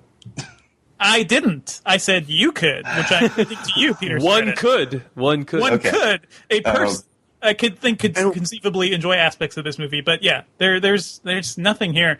And what's funny too is that so much of it just doesn't make any sense. Like there's a point in this movie where Cade Yeager tells his teenage daughter, "Let's climb out on these tethering wires," which is holding a spaceship to a building. I don't know what the fuck his end plan was, because there's nowhere to go. It's not like they're going to open up a window and get into that building. He could have just stayed in the spaceship. There was nothing. Oh my god. And that's the sort of thing. Like, this movie creates peril in dumb ways. Like, yeah. But technically, that spaceship like zoomed away and was going to another planet. Like, would you rather be on the spaceship or try to find a way to? Yeah, that part didn't bother me. That we're protecting them. Here's what bothered me way more. What was Kelsey Grammer's? He has that big sword gun thing, which he could have just shot through a window. I don't think it's a right. That part didn't bother me as much, Devindra. I mean, I think like here are a couple things that bother me. It's not a good plan, guys. First, it's actually not. It's more stupider things have happened in this film. Let me name a couple of them. Number one, the fact that Optimus Prime at the end of the movie, first, the end of the movie is incredible, okay? Like, he just says to the Dinobots, "Go ahead, roam the countryside. You are free." Yeah, feel free to nothing's going to go wrong with that place. For this battle at night point, but you are free now. And then he's like, "Okay, I'm taking off, guys." And he flies away, and my friend who I took to see the movie with me, he says to me, could he fly that entire time? Yeah. Because there's so many opportunities where that could have come in handy. It would have been so useful. But he's flying to go fuck with God? Like, that's... The creators, yeah. Yeah. Flying he's going to find the version of God that Transformers came from. So that's all messed up. But what is Kelsey Grammer's game plan? He's saying, let's kill the Autobots because they're a danger to our planet, and the way we're going to do that is by hiring these people that actually look evil and mean to do harm to us. This ruthless bounty hunter. Yeah, let's partner with those guys with these spaceships and stuff, because that's not going to create problems down the line. Dave, and what is their motivation for partnering? Dave, what the enemy of my enemy. I have no explanation. The enemy of my enemy, guys. The enemy of my enemy. That's it. That's okay. I believe Kelsey Grammer. I think the bounty hunter people, they wanted to get the seed, right? No, I understand that. But what is Lockdown's? Lockdown could just he could just go in and own everyone on his own. Why does he need Kelsey Grammer? He doesn't. This is why, because the Autobots have been banned. So like if he shows up trying to look for Optimus Prime, he's going to be hunted down by the military and stuff. So he needs humans to do it for him. I guess that's the reasoning in the movie. I guess that's a fair point for him being involved in it. Yeah. But why would Kelsey Grammer think that's a good plan? Is another question. Why does the most bizarre moment between Stanley Tucci and that woman, the Chinese woman at the end, where he's like, "Did you miss me?" And she's like, "Nope." And I thought to myself, is there more to this interaction? She knows martial arts for some reason because she's a and cop? so does the guy in the elevator. Because anybody who's Asian knows martial arts. I love how we're introduced to her in the very last act of the movie, by the way, and she ends up becoming a crucial part of the whole finale sequence. Yeah, right. And I think you were talking about how why Stanley Tucci totally reverses his motivations. Right, he's trying to save everyone at the end. He's clearly set up as a villain, and some weird comment on Steve Jobs in the corporate culture, but I think it's about him influencing society and changing the world. And then when he finds out that he's been used, it's kind of like it's just weird messaging at the end where it's like the one thing he wants you to say is that some things shouldn't be invented. Just like what? You know what my deal breaker. You know what would cause me to have a deal breaker is someone who defends this movie, Peter Soretta. I don't think I could ever work for him. Hey, I'm not defending the movie. I'm just defending aspects of the movie. Fair enough. Yeah. Right. I mean, so by the way, the reason Stanley Tucci's character turns around is because Mark Wahlberg tells him one thing: "I know you have a conscience because you're an inventor like me." That makes sense, guys. That makes sense. All right, because inventors have consciences, I guess. That was another thing. Did that ever pay off, the inventor thing? No, he has no arc. He clearly states at the beginning of the movie the one thing he wants to do in his life is to invent something that means something, and he never does it. it. It kind of comes into play. It does come into play a little. It comes into play with him hacking the drone thing so that they can, use the ATM. So you can access the ATM for some reason. but then he also hacks it to get into the. There is a little bit, but it's very little. All of the inventions we see him make are terrible, like terrible little Johnny Five knockoffs, and then all of a sudden, this guy's able to hack into like state of the art drone technology and be able to track he's not the source. creating the hardware. He's basically just modifying the software, which But he knows how it works. I'm actually really glad that Peter is on this podcast, because it would just otherwise be us listing all these horrible things. I feel like people are going to hate me after this episode. So you're so wrong. They're going to hate us. Yeah, they're going to hate us, Peter. You got it all backwards. I don't know, because I don't even really like this movie. I just enjoyed this movie in a kind of passive, I'm not going to watch it again. Do you know what I mean? It's not this is not something I feel strong about, and I feel I love you, Peter, but I kind of think that's worse. It's almost like giving it a pass. And here's the thing about Bay. I really enjoy Bay as a character, and and he's a cartoon character. I was on the set of Transformers 4. He's a cartoon character. He's what you think he is. Exaggerated to the 10th degree. He rides around in a golf cart with monster truck wheels and camo painted on it. He jumps out of the cart while it's moving and starts yelling at crew members. It's incredible. Yeah, but I'd love to see the making of Transformers 4. I actually would be way more interested in that as well. He thinks that some of the stuff that he thinks is funny is funny.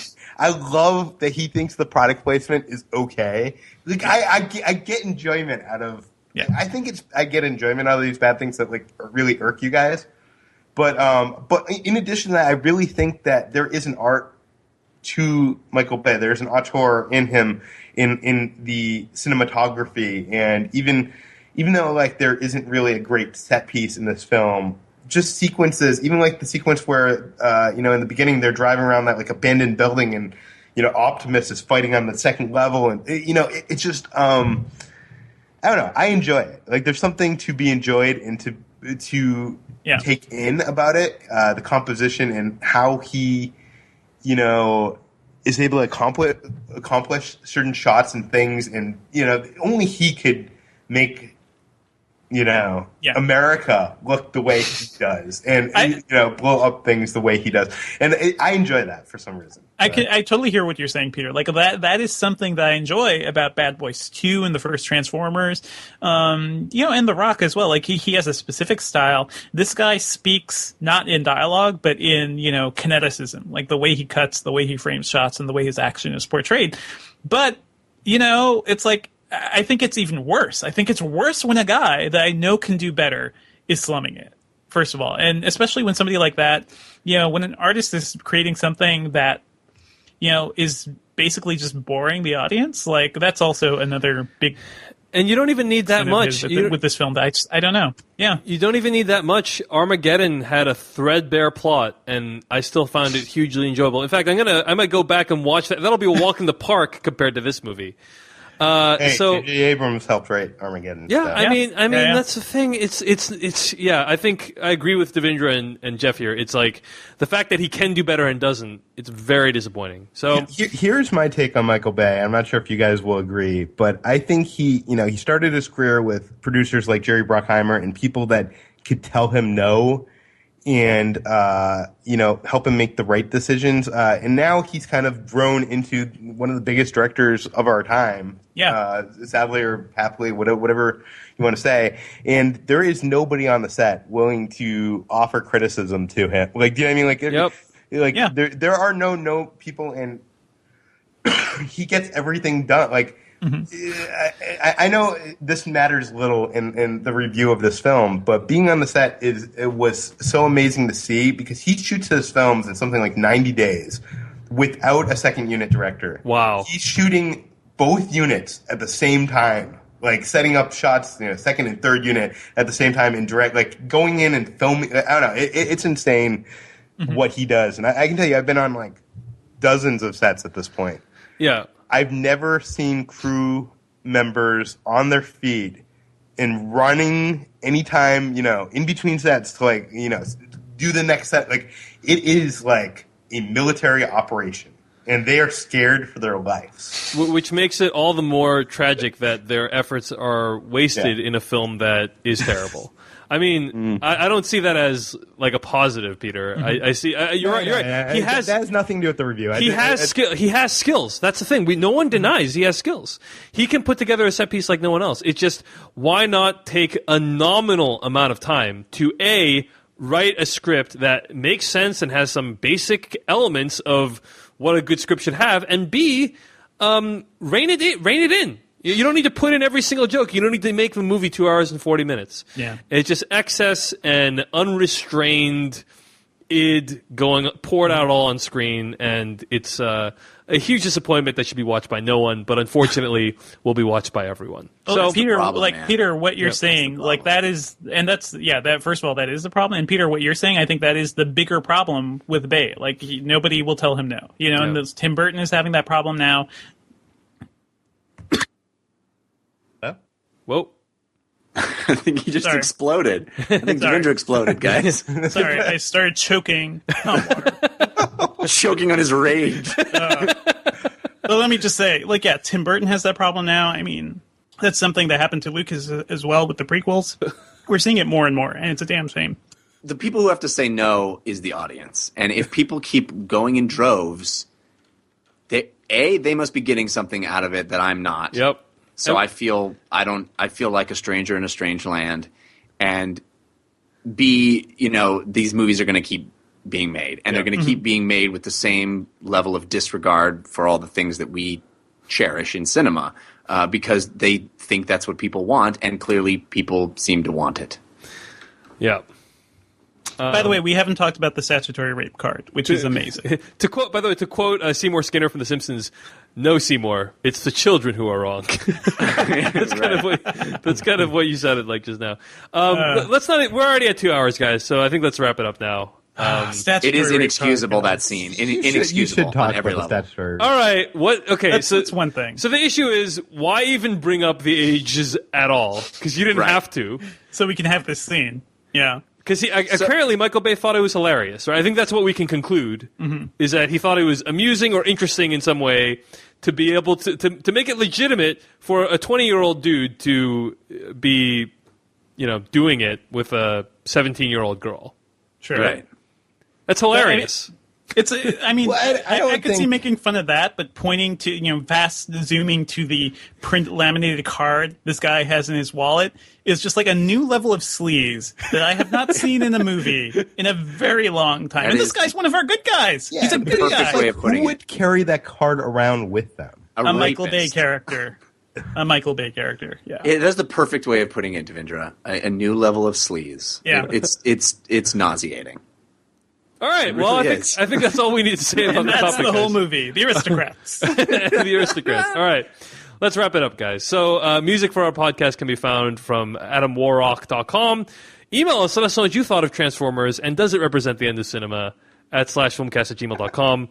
Who do you hate, us or Peter? Yeah, who do you hate, us or Peter? Good question. Oh, God. And find more episodes at /filmcast.com. Stay tuned to hear what we'll be reviewing next week. In the meantime, Peter Soretta, more of your work can be found where, sir, on the internet? /film.com and twitter.com//film. Devindra Hardawar. Twitter.com/Devindra, VentureBeat.com, and we've started the Republic of Legend of Korra podcast again at RepublicCityDispatch.com, awesome. And it's so good. Jeff Kanata? At Jeff Kanata on Twitter, jeffkanata.com, and 5by5.tv/DLC for my video game show. At Dave Chensky, that's Dave Chen, SKY, davechen.net, /film.com for my incendiary articles. And also, stay tuned, guys. Next week, we're actually not going to do an episode. We're going to take a week off because it is July 4th weekend, and we hope everyone has a great weekend. Yeah. You guys better be seeing Dawn of the Planet of the Apes. The week after, we'll be doing Dawn of the Planet of the Apes. That should be a lot of fun. Amazing. All right, looking forward to it. Thank you guys for listening to the official podcast of /film.com. We're out. They watch the movies, flicks, tracks for the good, bad. It's the /Filmcast. For all the news and the movies coming out, 'cause you know that it's the thing worth talking about.